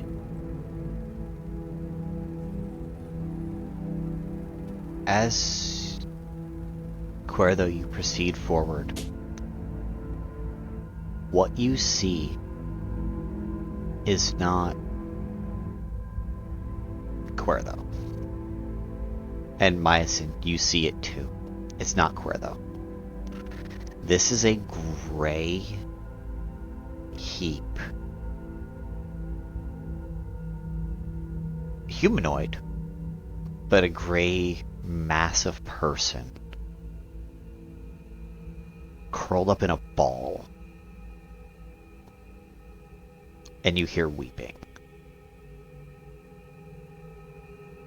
But it's not sadness, it's loneliness. Which is almost worse than sadness. Kuerdo, you have been hiding the pain of solitude from yourself for so long. This is part of why. And that is what you see before you in this darkness, just in a corner. A gray figure. And Kuerdo, you can describe the rest of what he would look like as he lifts his head and all of that stuff, but you see this gray figure weeping from loneliness in its isolation.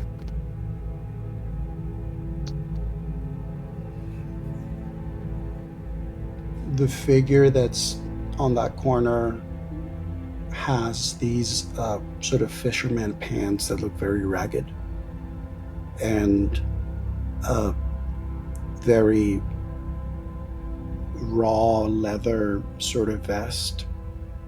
His body, his skin is devoid of color, not as in pale, but as in just flat out colorless. And their hair is also white.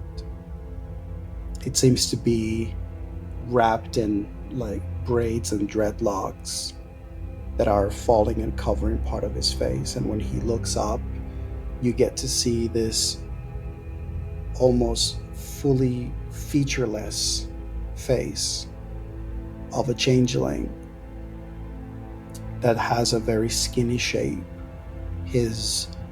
There are markings that seem to be part of his own skin pigmentation that has black areas that makes it look almost like there's a bit of a mask, that also makes his eyes pop more because they look like they have an iris and they look like they have a pupil, but they both are just different shades of white, ready to take on whatever shape they need to take.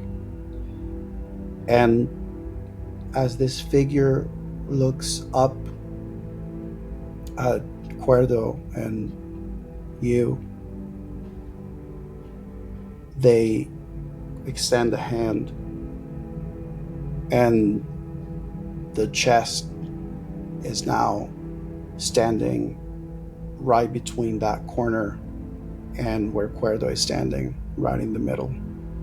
And the banging is now louder, and it's almost as if the weeping of the white figure seems to echo and from within the chest as well.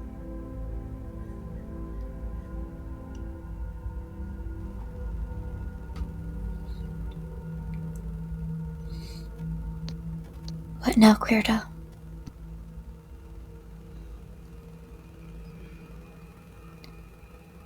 I think the moment that the chest appears in front of him, he gets startled, and he doesn't know it, but he recognizes it. And there's a moment of, no, I don't want to do this. I don't want to do this. This is, no, this didn't, no, I don't want to do, no, this is not right. I don't want to, because if it was real, then I don't want to. And he's just, there's such a conflict on his physicality where you can see part of him wants to pull away and move away, and yet when his hands raise as if to push this chest away, his hands simultaneously seem as though they're trying to reach. Is the clash between the mind wanting to heal and the consciousness wanting to protect itself. Kuerdo, there's strength in this for you. If you can accept it, however painful it is, it will give you more strength to face what it was and to become what you can be.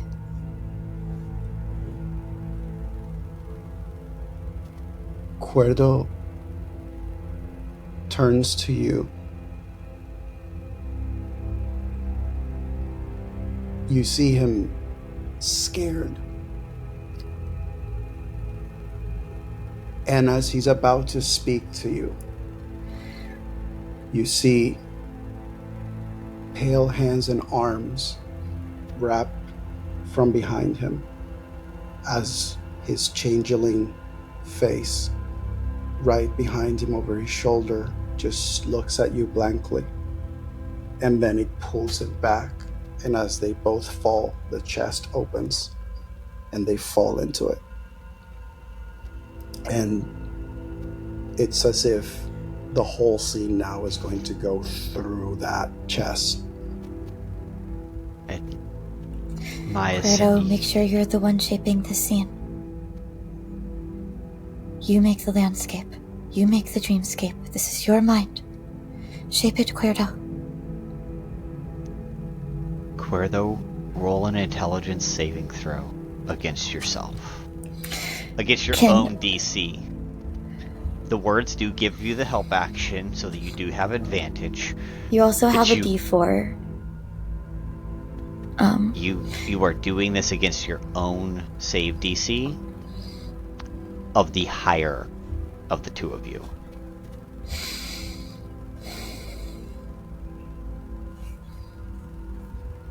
So that's...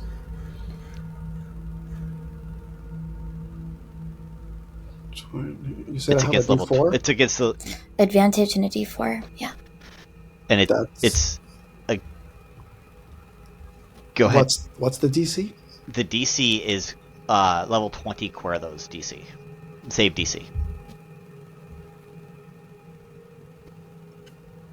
I love that face. That saves. It's a 24 Against the 20 something. Against a 19. Nice. Love it. Okay. As you fall, your two minds are battling back and forth. The Kuerdo that was entered this space, not the one that lived here, here's Miasyn. You don't see Miasyn, but you feel the sensation of falling. 100 feet, 200 feet, 1,000 feet. You're in a free fall as your psyches are battling back and forth of who's going to take control.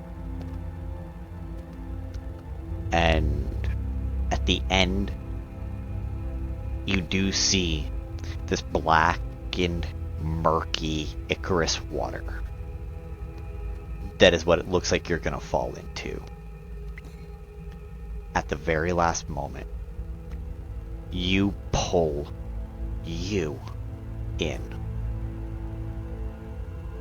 And how does Kuerdo absorb the memory, knowledge, ability, and skills of the other Kuerdo? And yes, Kate, go ahead. The last thing you hear from Miasyn before this works would be, "This is your story, Kuerdo. Tell it yourself. You write this one." And how do the Kuerdos merge? I think the last words from Miasyn and his awareness of, I am in this space and I can control it. He's falling, he's having this moment of, I need to do something before the end, before I fall. And what happens is that he taps into a memory, not of the Kuerdo that has existed so far after the memory loss, but of the part of him that he has forgotten. And so he goes and remembers the last assassin contract that he ever did.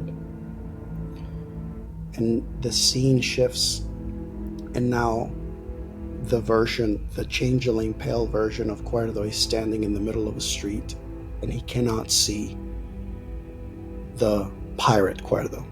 He seems to be lost. He tries to look around, he doesn't find him.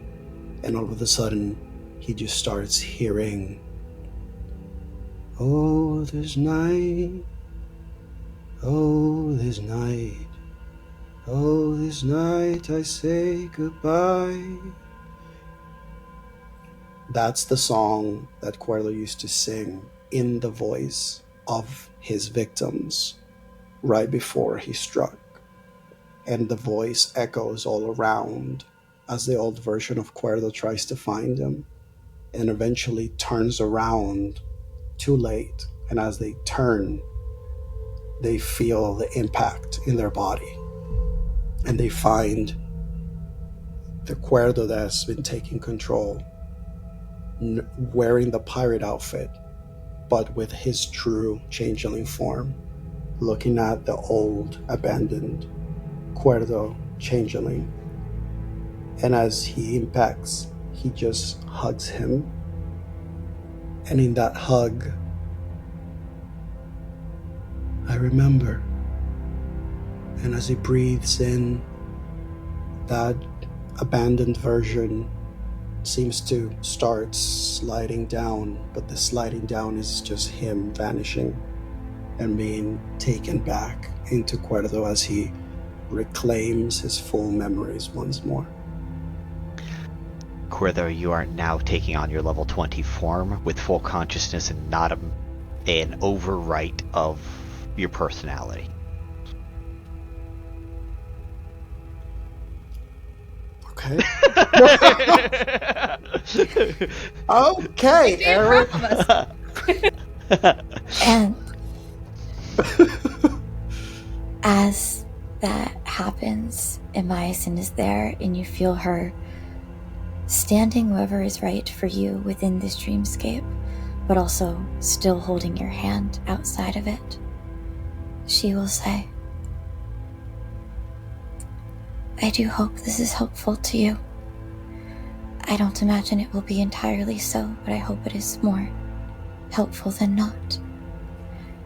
I hope that you can continue to craft your story for yourself from here and not let someone else do it for you. And I do also hope that we continue to meet each other as friends.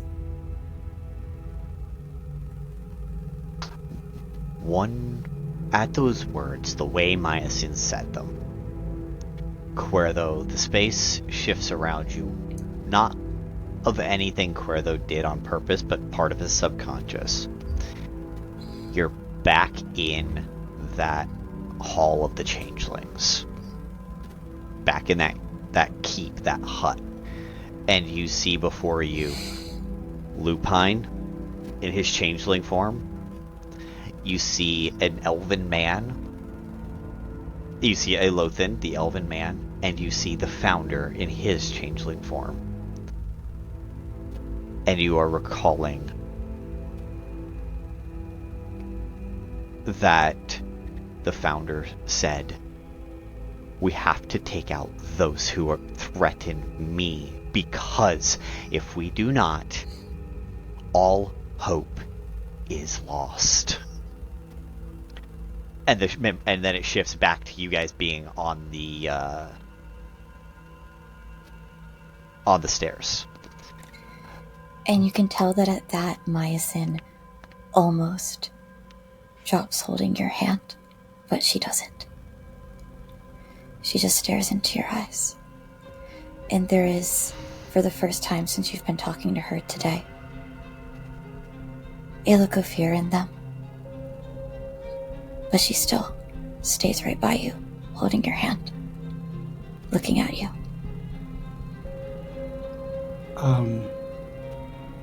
I think as that flash of that image before they find themselves back in the stairs, Miasyn, there's one last, frame, one of the frames that happens in a second of a film, the last one, Fight Club style. That before that image disappears, there's a flash of something that is completely different. And what you see is the POV that you feel is you're staring from a boat to what seeming like an island that is covered in flames. And there are people on the ground fallen. And you feel yourself staring at this as the boat is being rowed further and further away. You feel your arms bound.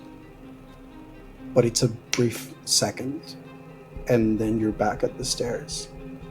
And Kuerdo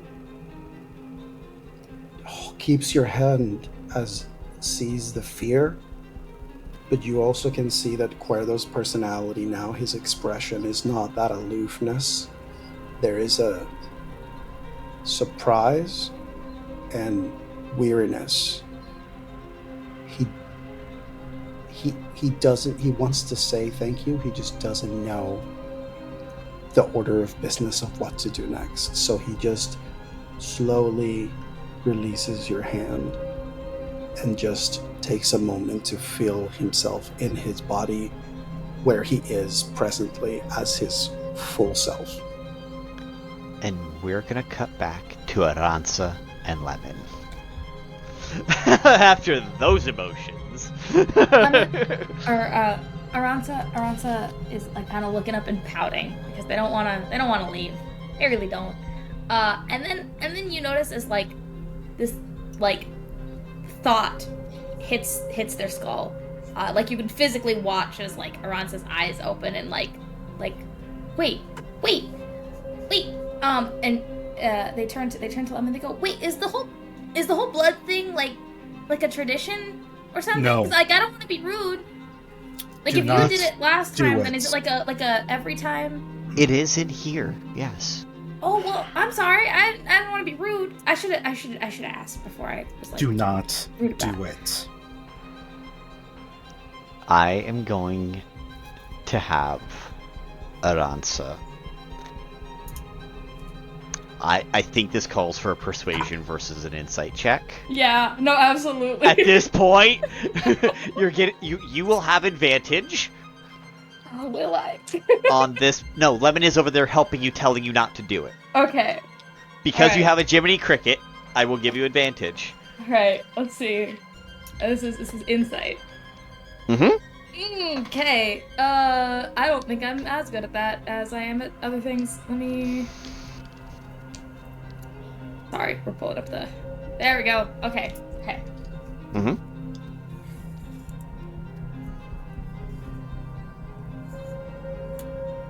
What'd you get? I got a nat 1 and a nat 8, which means it's a total of 13. Okay. Hold on. Uh-huh. This Lemon gonna use a luck point. I watched them, Okay, I it's watched them only- balance on 19 and 20 and then swap to 1 and 8. I can only use a luck point on myself. You can use a luck point against my roll. I think that Aransa has to be the one to. Okay. Let's see. Let's see. Do I have a thing? Can I do a thing here? This person got a dirty 20. You know what? Sometimes the dice want to tell a story, and Uh-huh. these dice landed in my dice tray and went, haha, no. He hands you this goblet. In your mind, Aransa, what is Aransa thinking as he hands you the goblet and says, "Drink up. It is tradition."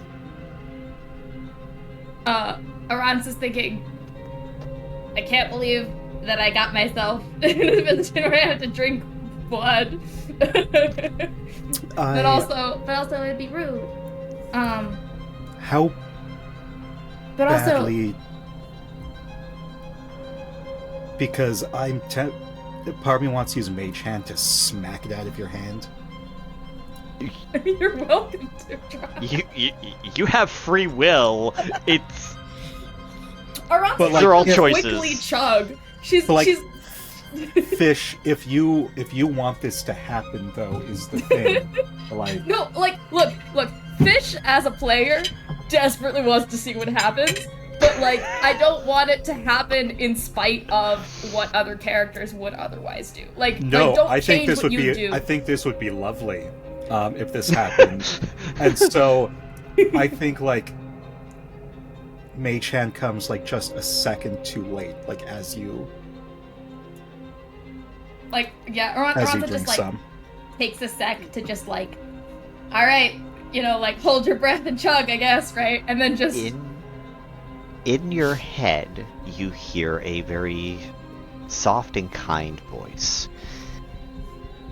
Sounds very similar, although still very different.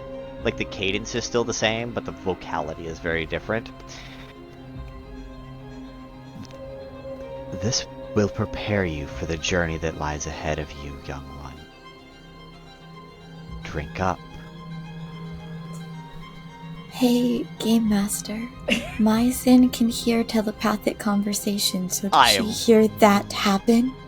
Well aware, roll a perception check because you may or may not be in or out of Kuerdo at this exact the moment. sequence of events Yeah. that is this I would love for Miasyn to just catch it too late is what I'm going for, but she hears this and oh no, yes, perfect. Okay. This is the way this is playing out in my head. Please let me know if this matches with what the vibe is. So Aransa like takes the goblet and just kind of like looks at how mesmerizingly smooth the surface of the blood is and is like, all right, I want to be polite.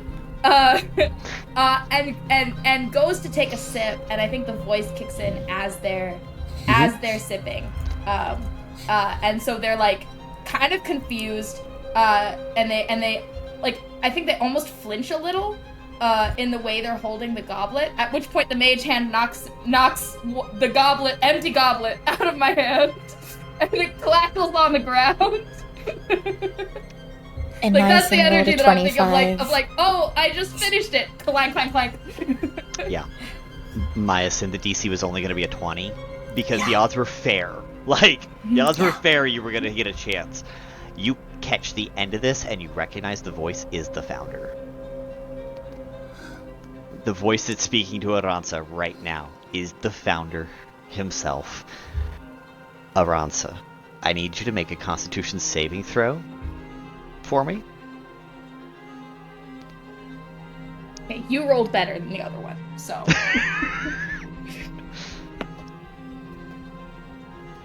Thank God. It's a nat 20 for 22. A nat 20. Thank The dice tell a story, y'all. The dice tell a story, y'all. Okay. This is happening a lot sooner than I fucking expected, Fish. Well, you know what? We're here. We are here for the shit.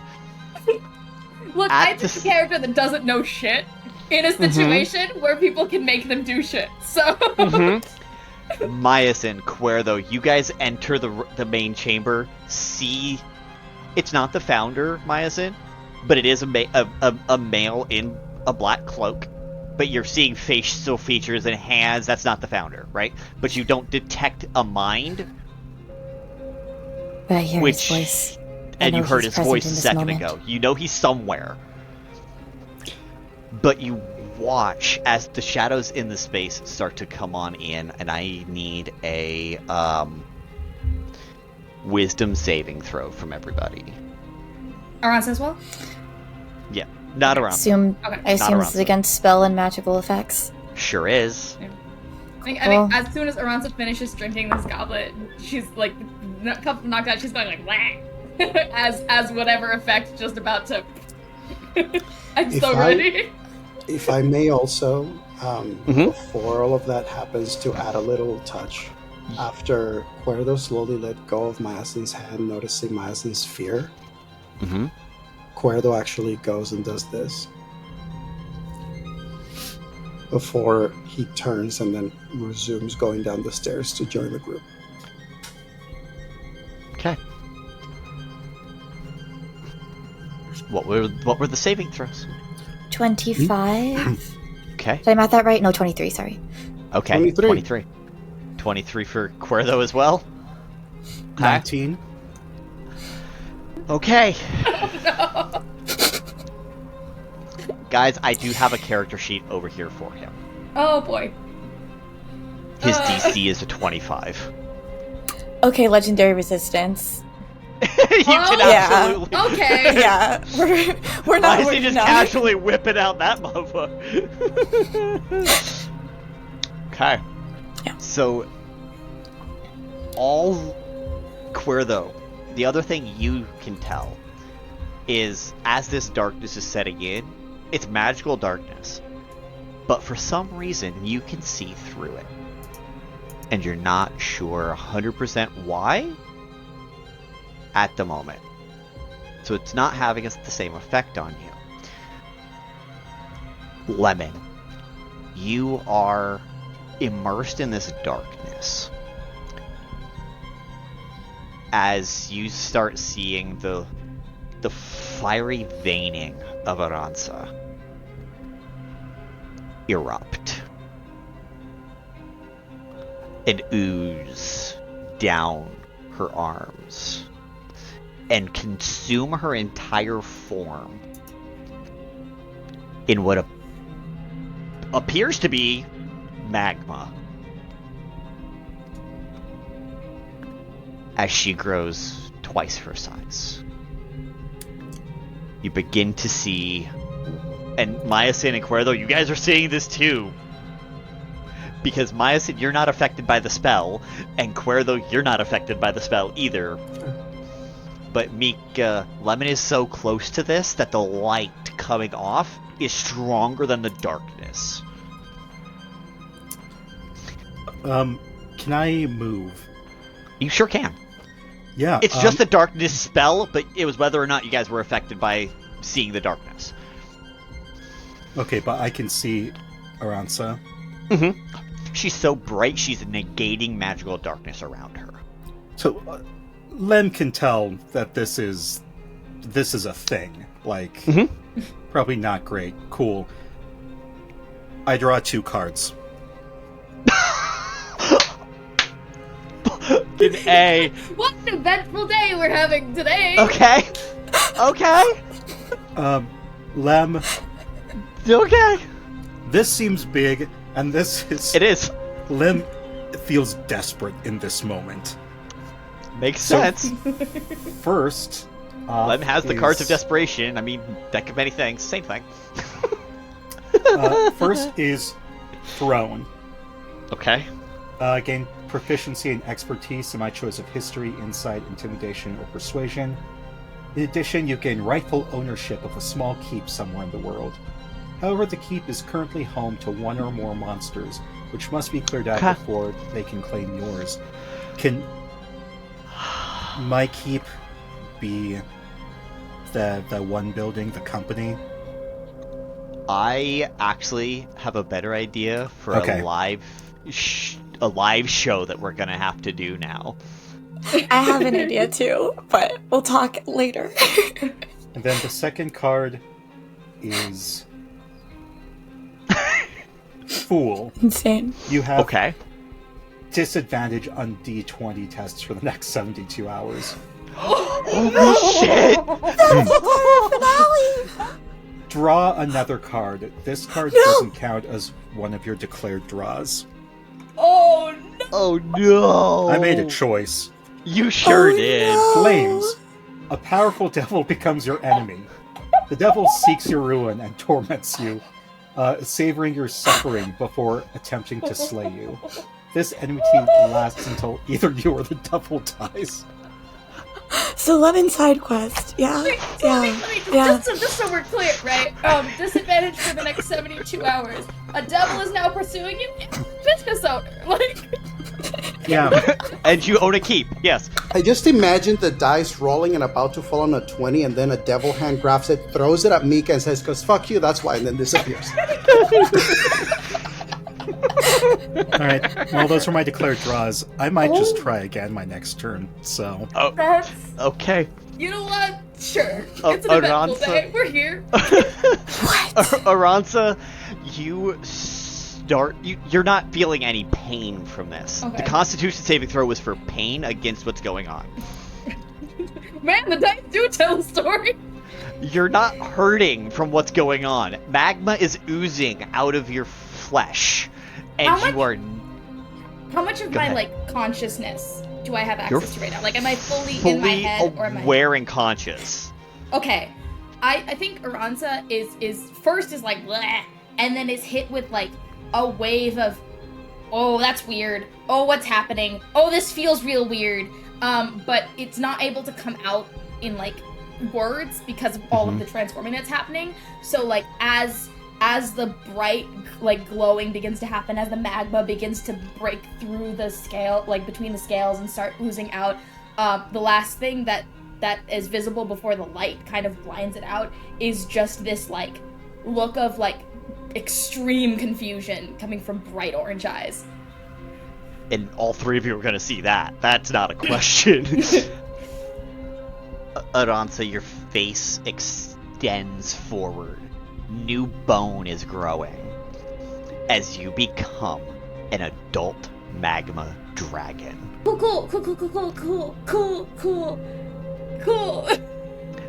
Wings sprout from your back, your tail length extends, because you had a tail, but now it's twice as long, 3 times as long. You are now a full-on... You drank the blood of the magma dragon. You were susceptible to magma dragon genetics. And the voice in your head, you hear it come back and say, "Oh good, you're ready for the next phase." As the man in front of you disappears into pure shadow as he dips away. Lemon, you were within 10 feet because he handed... you were within 5 feet because he handed and passed off the thing. You can get a reaction action of any kind. So if you want to make it a card pull, you can do that. Card pull. Okay. I'm gonna draw 2 cards again. Okay. First is the star. Okay. Increase one of your ability scores by 2 to a maximum of 24. Okay. Love it. And then talons. Every magic item you wear or carry disintegrates. Oh no!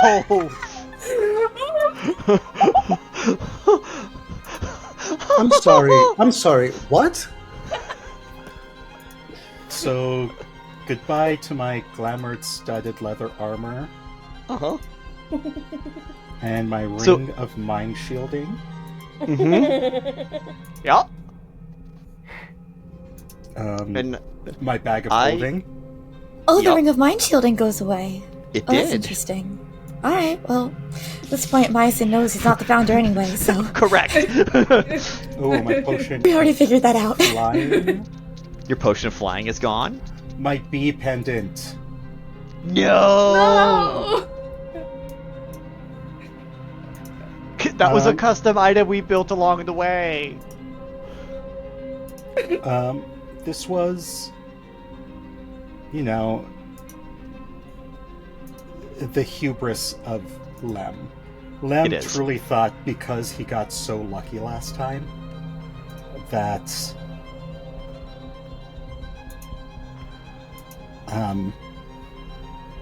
sending stones, that maybe, just maybe, he'd pull something to help out a second time, but instead has kind of fucked himself. Uh-huh. And that was just the first card, right? That was from multiple. That was the second card, Talons. The first card was Starred. Okay. Which gave you the +2.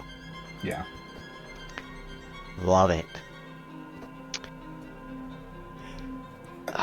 Is there... And the darkness dissolves as you guys do this, and Aransa, you return back to your normal form. Right before I do, while the guy is like, "You're ready," I think Aransa, like, the dragon shape visibly reacts in like the way that like a scared dog would. Like is now so much bigger than they were previously. They have no idea how much space they take up, and they're like, "What just happened?" And so they kind of like recoil as then the happens. Your fear of what that was resorted you back into Aransa versus the dragon form. Yeah. Love it. Would there be anything you said that we kind of like joined the group at this point when all this was happening? You got here as this all started, yes. Would you say that there was any particular like mission objective or anything that would involve the individual that is like fleeing? No.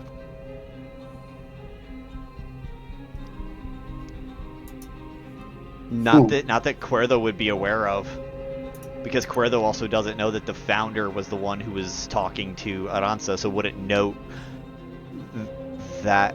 You know what? Give me an insight check. Can do. Because you are share an ally. That? You can in a second. Share Give me that a second. Kuerdo? Perfect. Yeah, in just a second. That's a dirty 20. Dirty 20? Yeah, so you were able to... like knows like, right? You can tell vibe-wise that was a changeling. And because of the shadowy darkness, your only guess is the founder. So, if I may too, now you guys I can think carry the that seed. because also we're coming out of this connection between Miasyn being within Kuerdo's mind immediately, perhaps some of that connection still lingers, so when Miasyn heard the telepathic conversation, Kuerdo could hear it as well, because it was just the end of them being connected too. If Kuerdo would like, that can absolutely be an option. So that would mean that I hear the You would have founder's heard- voice speaking. Now, in that connection, am I aware of in which direction this founder voice is addressing? Like, So, when he was talking, it was... So, Miasyn can hear telepathic communications. She could tell that Aransa was being spoken to by the founder telepathically. Okay. That's where you could tell that was in Aransa's mind. And I imagine it's just like a bit of the signals like crossing and overlapping. Correct. As she's dropping one and picking up another, you hear that. I think Kuerdo like approaches once Aransa is back in their regular form. I think Kuerdo approaches and has a moment of, "Are you all right?" Aransa looks terrified.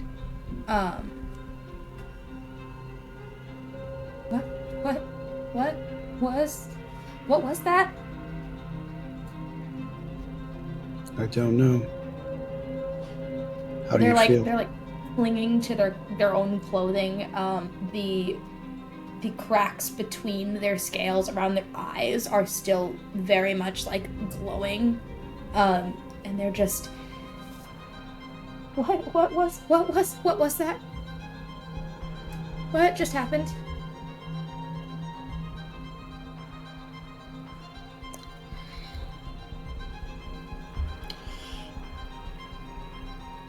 I think Kuerdo has a moment. What they keep asking, he just has a moment of, Aransa, how do you feel?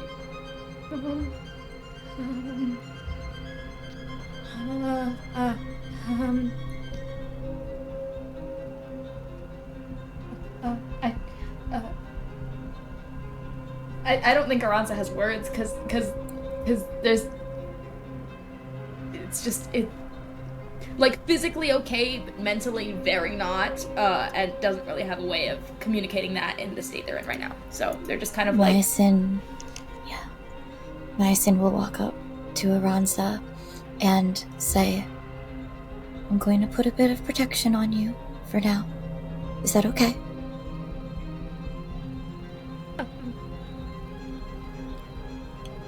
Are you gonna do that again?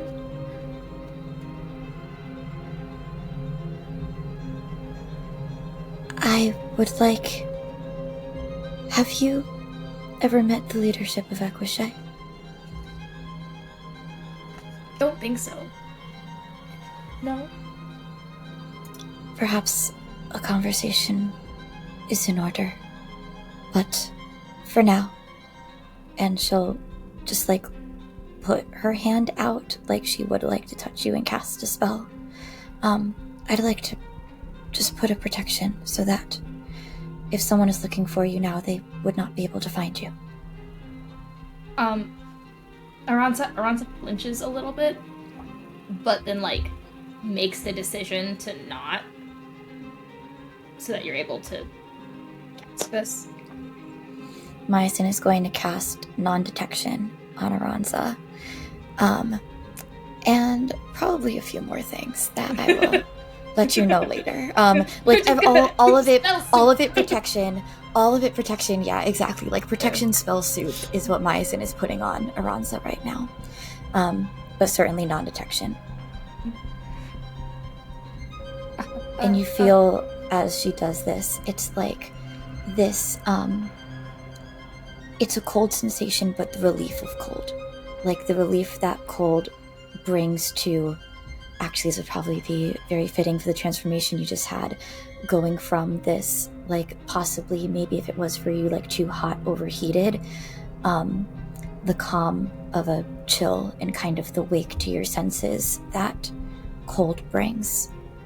There's kind of like a hiss of steam almost as that wave of cold kind of swallows Aransa, and all of the like red around their eyes kind of hisses and kind of dulls as it, like, in the way that, like, you know, when you hit like hot metal with water, how it like hisses and cools. That's what it kind of looks like as all of that kind of. There's still a little bit of a glow, but it's you are having a calming effect.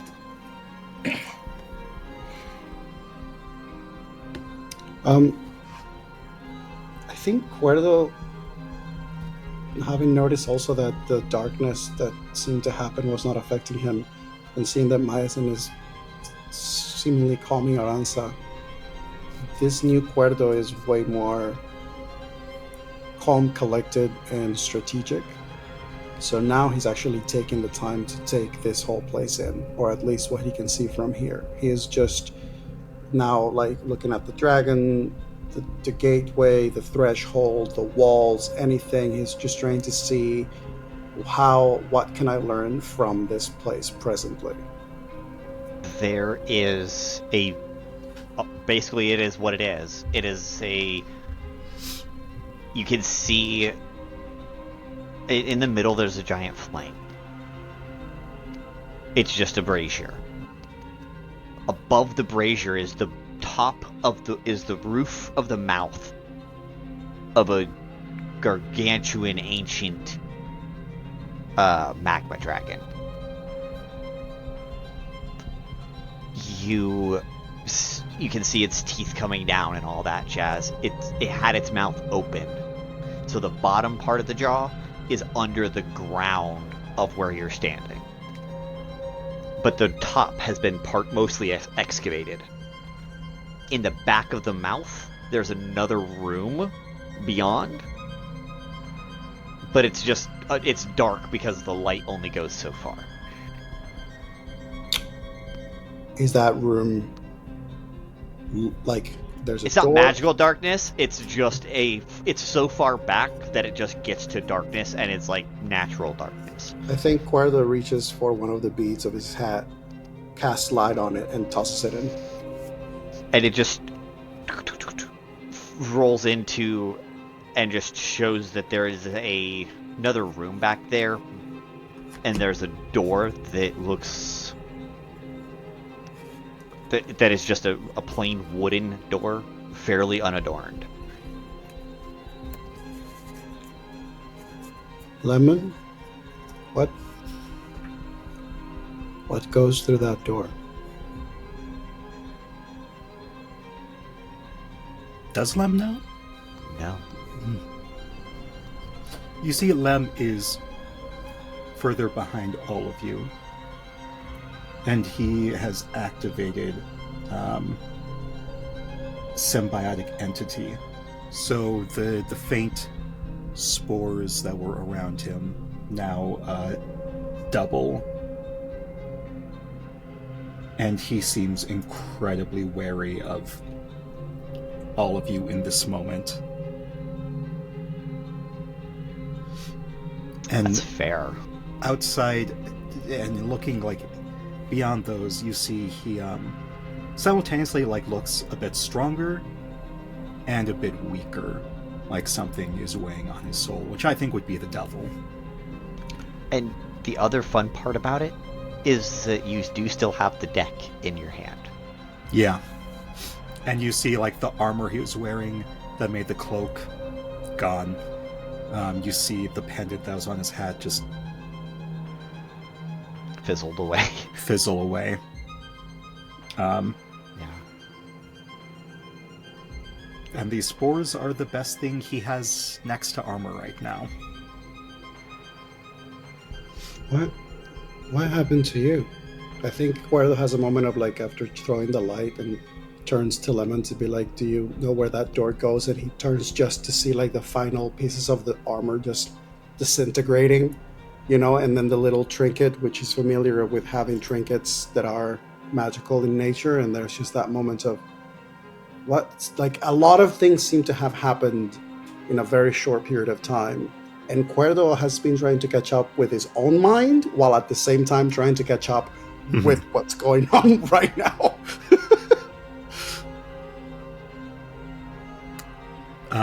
Lem says,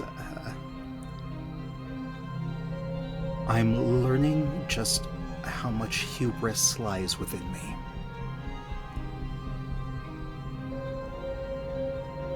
I do not know where that door goes.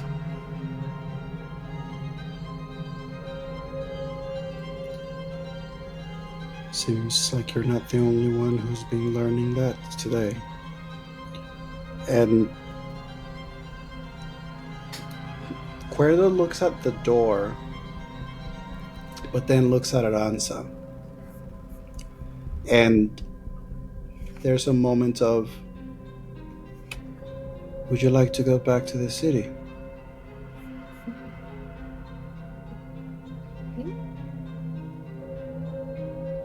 I think so.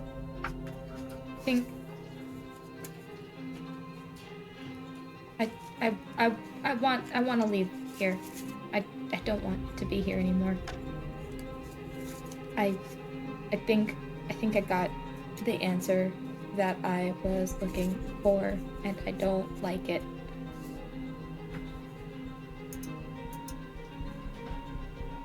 Shall we head back then?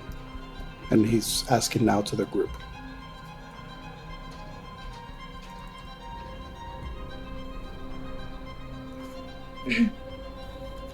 Miasyn is staring at the doorway and the flails.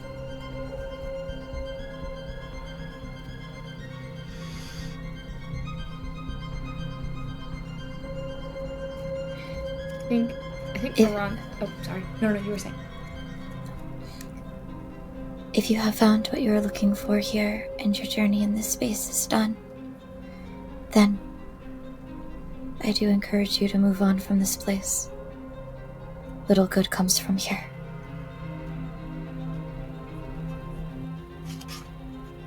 Aransa kind of takes a couple steps forward to fall in, kind of the shadow of Kuerdo, just off shoulder, waiting for some sort of guidance. But the way they move is very... the energy of someone who's used to driving an SUV, driving a Prius for the first time. Very...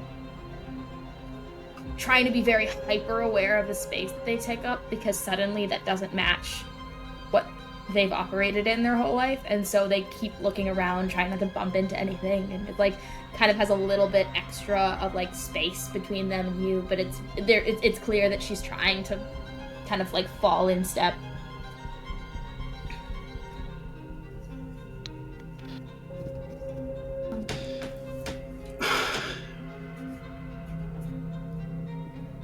Lemon, what about you? I need to regroup. Let's leave. Okay. With unanimous consent. Oh, go ahead, Kuerdo. Go ahead. Kuerdo's got one more up his sleeve. Okay. Okie doke. I think Kuerdo tells Lemon, then I suppose lead the way, and then turns to Aransa, tries to get their attention, and you probably are too distracted with everything that's happened to sort of notice the change in demeanor of Kuerdo, but in this moment he tries to get your attention, and that sort of now calm, collected expression all of a sudden shifts again, and he just looks at you and then goes, I look forward to playing a song for you tomorrow.